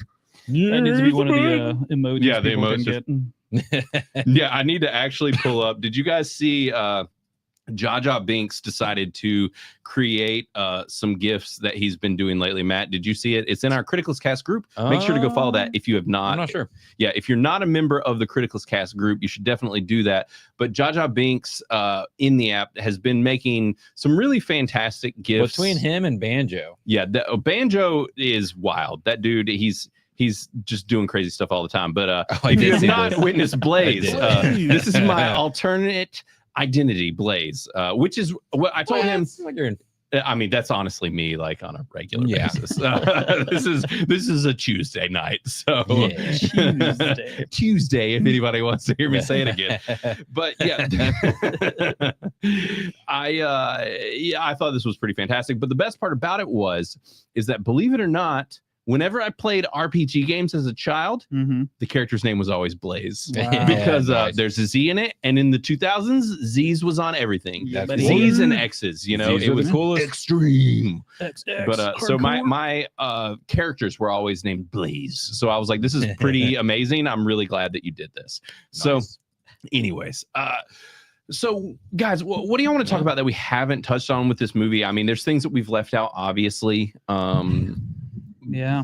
I don't even know where Is to there anything I start. want to talk Right. about? Or that you want, do you Okay. want to talk about this All right, movie anymore? So I guess the one thing I was going to say before is that he does the Trump dance. Like one of the first scenes you see oh, him did he? in, I didn't even whenever catch he's it. standing up on the table in the cafeteria or whatever, like the beginning of the Mhm. movie, he does the little like, I was like, Oh. I know that dance move. Well, and that was the thing. And so they all wearing red hats. That's the I thing. didn't even He's- notice that. Yeah, in the beginning, all his fans are wearing red hats, and I did notice all the red hats and stuff. I mean, it's hard to not notice that because it's become such a thing. Right. And the fact that he was like, oh, well, you know, if you're seeing that, then you're just looking into it too deep. I'm like, bro, like, I don't know. Yeah. But No, at the same you time- chose red hats. Yeah. Right. If you're gonna be that, like he's a character. Trump is a character. Oh, So, like, absolutely. obviously, there's going to be references to him from now until the end of time Oh, yeah. as being this kind of a politician, and throwing in the evangelical stuff as well. Mhm. So, I mean, it makes sense. It's not surprising to me in any way, but. And it's not specifically Trump all the time, but there are definitely calls. I mean, who else have you seen that does a little Right. His Oh, dance. dance like this? Honestly, Well, everyone does it now because of no, him. I feel like that used to be kind of a thing. Like just Right. random politicians would do that. That's just Right, how a they little would dance, dance. and it wasn't a thing. And then Trump Well, made it like a thing. Right. Because it used to be when you would dance, but you were like, clearly like, I'm not dancing, but I'm dancing for the crowd. That was what Right. you do. But that has become the Trump dance. It's True. exaggerated, right? Well, yeah, because he does it all the That time. is his dance. He also doesn't move any other part of his body. He just Right. does his hands. He just does this. and yeah, it's with that the hilarious. smirk, like a Yeah. Yeah. There is thinking about other people who have done that kind of a dance. There is like the Windows 98 release party or something like that, where Bill Gates is on stage, and oh my god, it's just like a bunch of old white people dancing. It's so awkward. I love it. Hilarious. So one of the things with this movie is that, like I mentioned, is that but all of it is kind of meaningless or just way on the nose. So it's like the whole thing is, it's like, oh, the world goes to shit, everything's ending, and so we're moving to colonize space and these other planets, and which he's very much an environmentalist. Like, that is a known thing. He did that Oakjaw movie about another like bioengineered creature that people are using for food and stuff. And so a lot of that connects with what they're doing here. There is an alien species on this planet, which is basically pulls from part of the plot of that movie. Well, an Avatar, but it's like that there's this hyper intelligent species that just kind of looks like these little pig things, but they're actually like very smart. Yeah, they're little roly-polies. So there's the thing about the cloning and how, obviously that is wrong, and corporations would take that to their advantage and basically have you sign your life away to where you're just this husk that just gets used over and over again. So Robert Pattinson is the only one on this ship and this thing that's happening where they're going to space to colonize this planet with this dictator-esque type of character. But so there's like this cloning aspect, there's the corporatism aspect, there's the religious stuff, there is the environment stuff. Like, you could check off so many boxes that this movie was going for, but none of them really say anything at all. Yeah. Right. It's just they're all bad. Right. It's like, and even then, basically, it's not against private corporations. Right. Not no, really. It's not. No. If it was like anything's bad, it's politicians and which fine. I mean, religion, fuck them, because it's basically his own religion. He's like, oh, the religion. I mean, the company. Right. Is bad. Honestly, what this feels like to me is a video game. This is like Outer Worlds or which, and actually there was an Outer Worlds short in the recent show that we watched that was animated with the little shorts of all the video games. A Secret Level. Secret Level. There is a Secret Level episode about Outer Worlds, and it's basically this movie. Yeah. And so literally. And I think that's the thing. This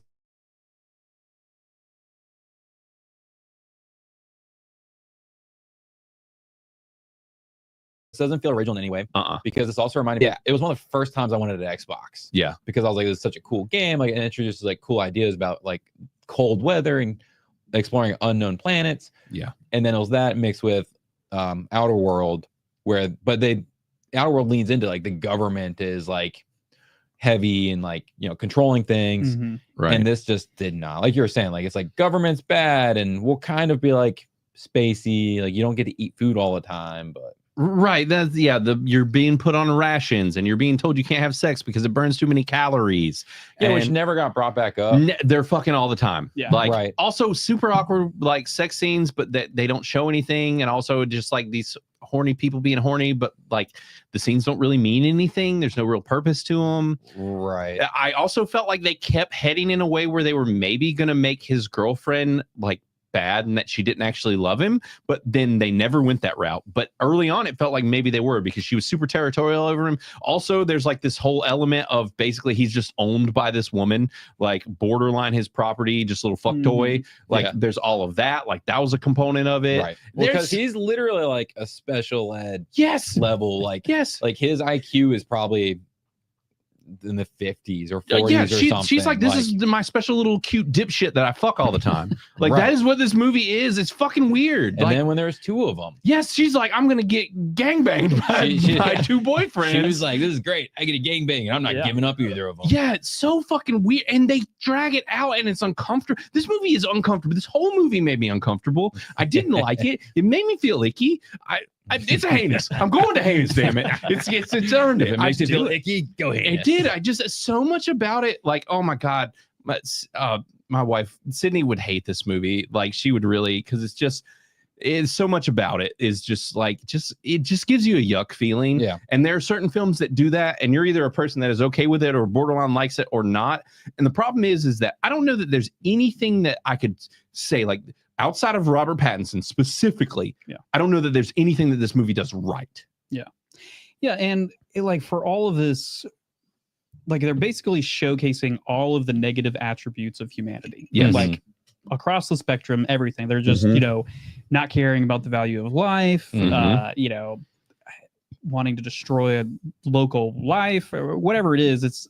But there's not enough redemption at the end. No, there's it doesn't feel satisfying. Like, oh, the good guys win. It was just kind of like, okay, what actually changed? Like, you killed one person that was the leader, right? Like the real bad guy, and then the boss bitch girlfriend just gets to take charge of everybody because she's the best. Like, that just.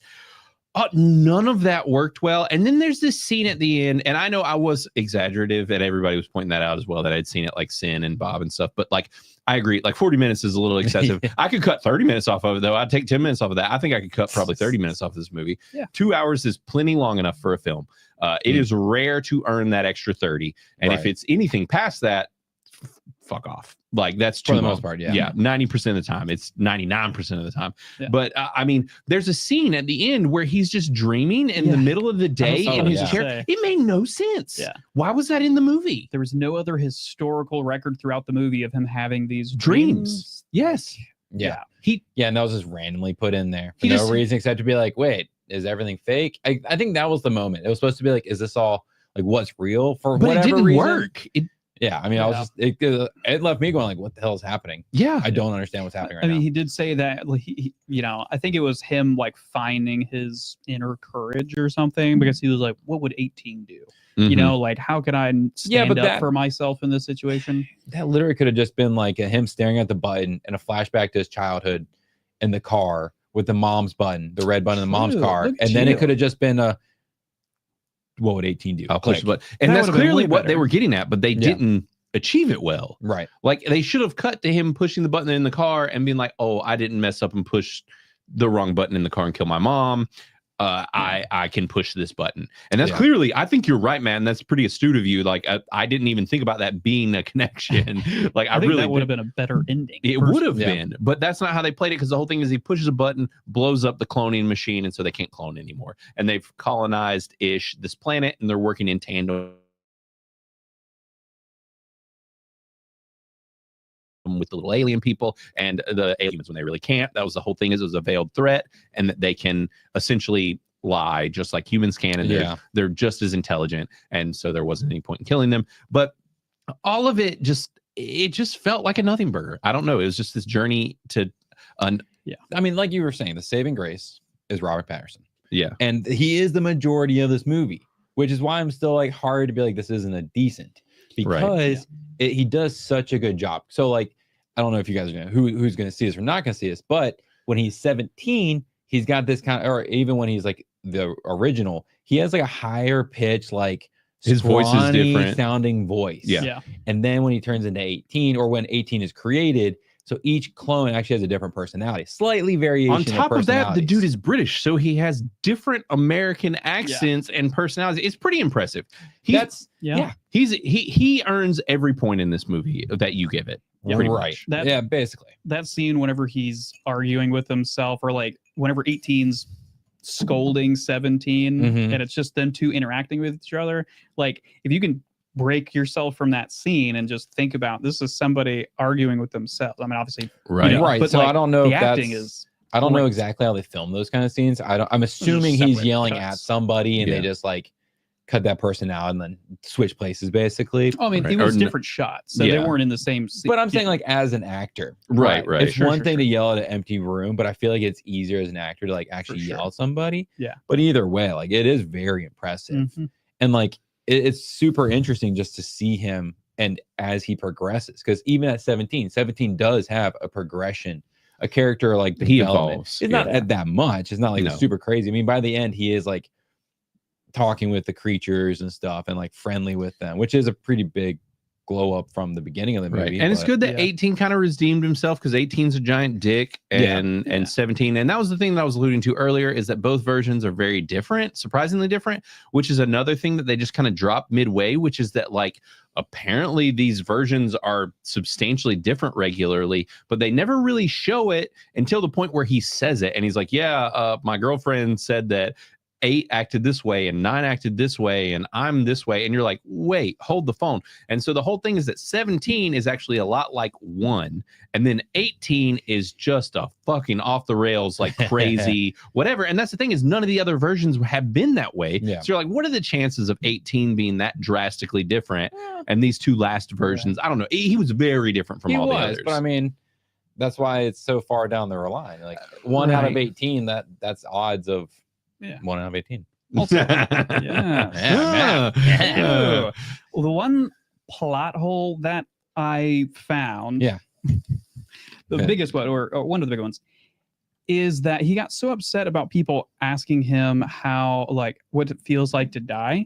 I thought they were finally going to drop the nugget on people at the end, or some point in time, that he wouldn't know.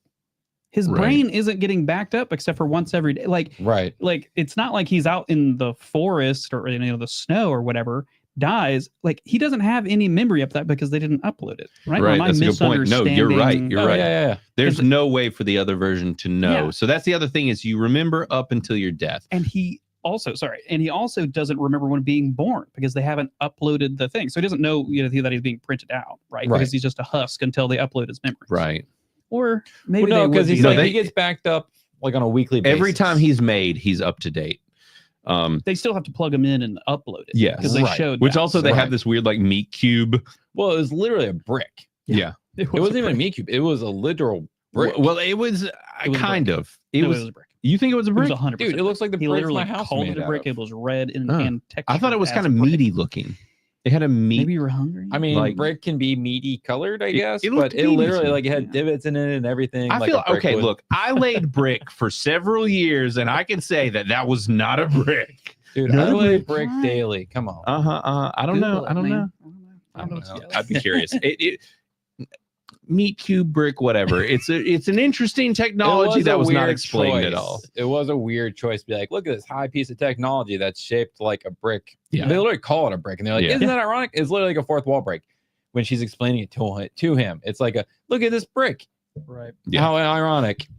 I think it could be a callback. This is a stretch here. Okay. This could be like an interesting comparison between like the most advanced technology versus the first technology of creating brick with straw and mud. How ironic is this? We're doing the most. That's the kind of where I'm feeling. The only reason Since Corner also said that it is a type of brick. They refer to it as a brick. I mean, they do call it a brick. It had a meaty texture to it. I don't know. I'm just saying it was a meat brick. That's what I'm calling it. Granted, like we said, we'll probably forget this movie tomorrow. So probably. Yeah, it's just man, what a disappointment. I wish we saw the other movie that came out this weekend. Yeah. What was the other thing? I know In the Lost Lands. Oh yeah, that looks bad. Oh, it does, but it looks super enjoyably bad. Is the thing? Is like it's got Mila Jovovich, and it's directed by her husband who did Resident Evil and all that jazz, and also and Monster Hunter and stuff like that. I'm like, it's probably one of those movies where it's bad, but so much. I pulled it up on the screen here. If this isn't the world's worst Photoshop poster, I don't know what is. This is Dave Bautista, who has decided to become a douche as well, and then Mila Jovovich. Really? Oh yeah, he sucks. But action, adventure, fantasy, that's all I need, man. Yeah, this movie, I saw the trailer, I saw the poster, and I was like, this looks horrendous. And instead we watched this. And we watched this. We might have this might have been one of those, like, this looks like it could potentially be so bad that it's good. Right.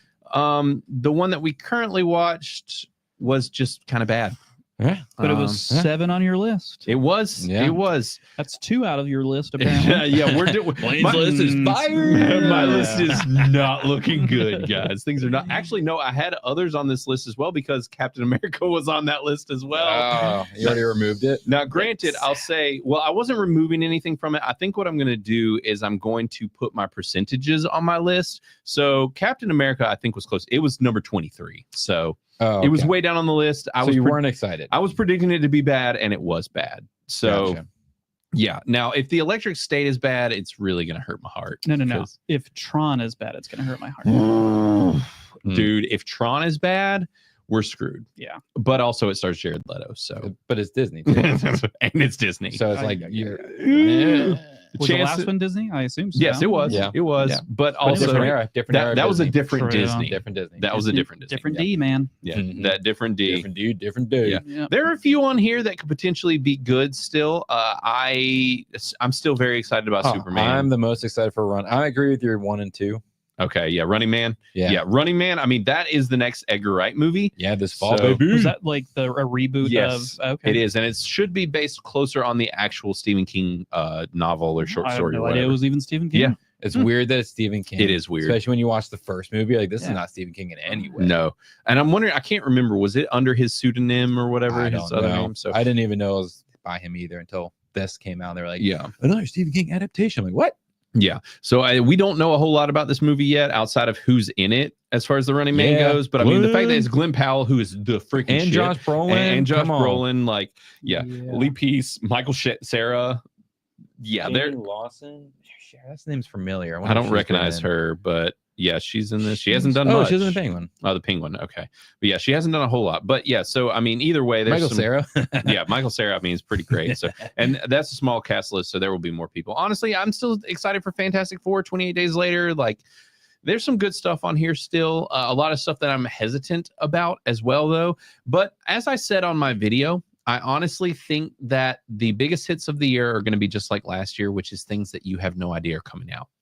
Right. Because Yeah. there's plenty of those things. Like, we were standing after the movie in the theater and some poster for some movie called Ash, which comes out in 2 weeks. Yeah. Never Right. heard of it. And we don't watch trailers, but like the Yeah. only time I ever saw it was that poster, and that poster told me nothing about the movie except it might be an And they have sci-fi. been advertising the crap out of it on TikTok, which is interesting. Oh. So they're clearly, which was the similar situation with The Substance and some of these other indie movies that are Mhm. working on smaller budgets. They've been marketing to the TikTok crowd. Yeah. And if they can generate it there, TikTok can do a lot if you aim it right. So I'm curious to see how that does. But so far this year has been not great, but I will Well, say The monkey. that's what I was I going to was say. about to say The monkey, Companion, well, the and that's what I was going to Monkey. say. It's the movies Yeah. that you don't expect. Companion and The Monkey have been great, and they were both two indies that we had no idea were coming out. True. So both of those are our big hits of the year, but the big budget stuff, the things that were on our radars, are so far not hitting, which is once again same as last year, because last year was the inception of the flop buster, and Yep. they really leaned into that, and there was a lot of very big budget movies that were really, really bad. And so I just hope that this year gets better as we go. And Last Call popped in here too. Oh, glad you thanks. hopped in, and you can catch us on the remake. And Sin's Corner is also apparently planning on Confirmed. checking out the Running Man, and she said it was by King under an alias. So Yeah, that's okay. kind of what I thought. But yeah, it's man, I hope that the rest of this year gets better. But so far, this is my third letdown of the year, which is a big bummer. But hey, any opportunity to talk mad shit about Mark Ruffalo, Yeah. like, I will take it. Like, give it to me. Do you I feel will. better now after that No. movie? Do we have at least like another 30 minutes to talk shit about just him? Like, no one else, just him. Like, he's one of those people, like, I don't even know. There are a lot of insufferable Hollywood people, but he's one of those that I'm like, I would punch him in the mouth if I met him. Like, just Yeah. knock him right in his mouth. I Like, just he's don't know a anything he's dick. done that I've actually liked Right. him in. He's a shit actor. Yeah, like What do you think he's it's famous for? not good as Bruce Banner, No. and the Hulk, he has nothing really to do with that. I mean, Right. So it's like, yeah. Yeah. What I did he- mean, I don't like Smart Hulk, so like that. Oh yeah. No, I don't yeah. like that either. But like that, I don't think he has any control over that, and Right. I don't know what he's done. But Yeah, that's the thing, is he kind of came out of nowhere when he ended up in Love and not Love and Thunder. God Almighty, that movie. Love Actually. No, which was he even in Love and Thunder as Hulk? Was Hulk even in that movie? I don't think so. Yes. If so, maybe briefly. It's the Thor movie. What was the second Thor movie called? Dark World. Dark World was the second. You The said one the that we second. like. The Oh, third, Ragnarok. Ragnarok. Ragnarok. I Maybe mean, that's what I'm he thinking was of. in it briefly, but it was mostly all Thor or Hulk. I mean, Right, which he's acting as Hulk, which you don't have to do a lot of acting for. right. But it's like, the dude's been around forever. He's acted in a lot of things, but like he ranges from mid to just absolutely awful. And every time you see him, you just can tell that he's acting, but he's acted for a long time. He's been in the scene for a long time, and he keeps getting cast in these movies. And every time I'm just like, but why though? Like, I mean, apparently somebody likes him enough to keep putting him in. It's like, why should he change if it's working? Right. It's like even Collateral. He was in that, and he has like a goatee. He's almost unrecognizable. Like, and it's him, but it's like even in that, just mid. Like he's always just mid to really bad. I don't think he brings anything to the screen that somebody else wouldn't do better. No, absolutely. They could hire a no name every time. Yeah. And I don't have any strong feelings about the guy. I just think he's mid. Yeah. So I don't get it. I don't understand why he keeps getting these roles unless it's literally due to his political opinions outside of this, and the fact that like other people in the industry, like directors and such, want to just support him. Yeah, so I'm curious though, because as we know, there's a shift in Hollywood. I mean, there's a shift in the U.S. in general as it goes. I wonder if he'll still be cast as much because he is a very vocal. Oh yeah, like he's one of the most vocal people in all of Hollywood. In Hollywood that I've heard of, anyways. I'm sure there are others that can get up there with. He's like one of those that rivals Stephen King, who is unbearable. Yeah. So yeah, it's a hard place to be. I don't know. I'm not a fan, but whatever. I mean, I'll talk crap about him forever until the end of time. So maybe we won't see him that much more anymore. Maybe they'll stop using him so much because of his opinions. Yeah, I would hope so. It'll be that boomerang effect. Agreed. So guys, I think that we have reached the end of our review for Mickey 17. Unfortunately, it was not great, but we will send you out on a good note with our send-off songs. I know that these guys have picked theirs because I have not, per usual. Always. Yes, I will. Whichever one of you guys is ready to go first, have at it. Sure. Mine is by a band called Viagra Boys. And the name of the song is Uno 2. Uno 2 by the Viagra Boys. Yeah, buddy. Have a total of 2 listeners, one of which is Chris. Probably. And the other one's a Viagra. Yep. The other one is literally the Viagra account on Viagra YouTube. Boys. So. Oh, yeah. Viagra. Yeah. It's a chaotic song. It's, as is Viagra. Heavy rock. Right. No. It's like a jazz. He's got a really great beat, a little jazzy. He's kind of like a sing rapping. Yeah. Crazy lyrics that I don't think mean anything. But it's just it's kind of a bopper. That's all. Sounds like you're taking too many Viagras or something. Yeah. Mix it with some stuff. Yeah. Pop out the song too. Yeah. Yeah. Okay. So what you got, Matt? So this song is called White Rabbit by Egypt Central. And I had listened to it a long time ago. Well, it was 8 years ago. Okay. And I listened to a lot then and I forgot about it. And then I was just kind of listening to my old like wrapped playlist on Spotify, just reminiscing a little bit. And I was like, oh man, I forgot about the song. So it's popped back up into my rotation. And it's a rock song. It's not like a hard rock song. It's not metal or anything like that. It's like a melodic rock. It's something, I don't know how I found the song then. I've never heard it on the radio. I've never heard anybody else talk about it or even listen to it. So, but it's a fun song. Nice. It's nice to listen to. It's not chaotic. It's just, it's good on the ears, one might say. It's generally how you want music to be. Sometimes I like to hear nails on the chalkboard. I listen to that sometimes. So what was the band again? It is Egypt Central. Egypt Central. Yeah.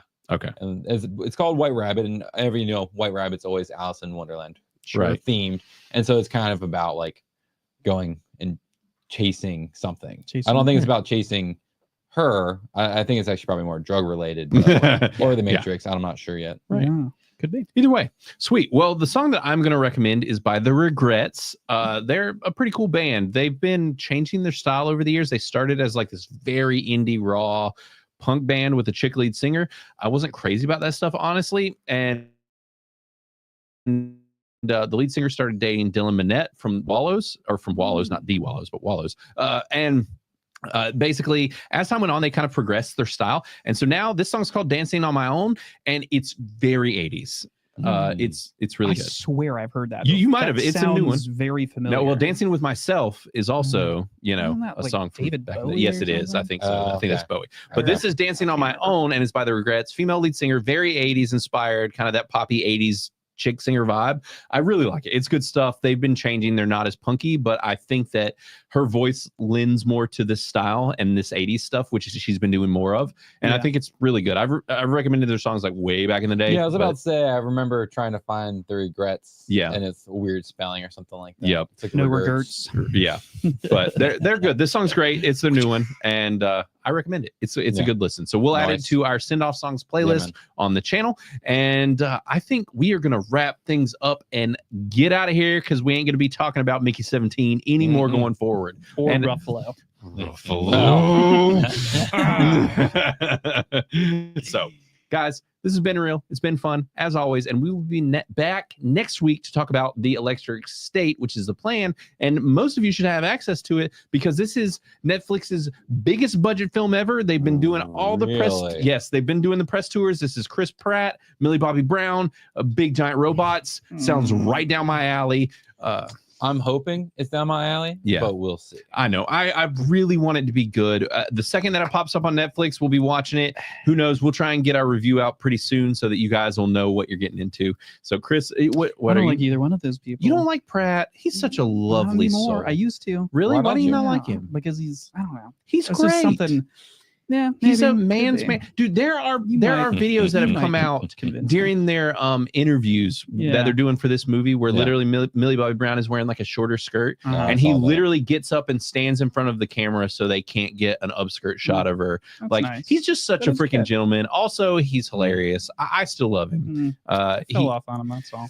They were putting him in too much. I did for a little bit, but every time I see him in something, I'm like, yes. He's so good. I just don't pay attention to him in the real world at all. Well, not that I do for most people, but like it helped mitigate that because there was a period where I was a little and honestly, he's one of those that you will like more if you watch his real world stuff in him. Like he owns a farm now. He lives off the radar. He married Arnold Schwarzenegger's daughter, and they just have like this small little quiet life off the radar. He like raises sheep, and he's like leaning into that whole lifestyle. He has been for years. His social media presence is really small. Like he just seems like good people. Yeah, I mean, I don't have any good reason for it. I don't It was probably just mostly because they've been shoving both of them down everyone's throats for a while, and that'll do it to you too. When you see people too much, it's just not good. Yeah. So, anyways, that's been it for today's episode, guys. Thanks for joining us. This has been a blast. Thanks for joining us in the chat. We love all you guys. It's been real. It's been good, and we will be back next week. Take it easy. Later, everybody.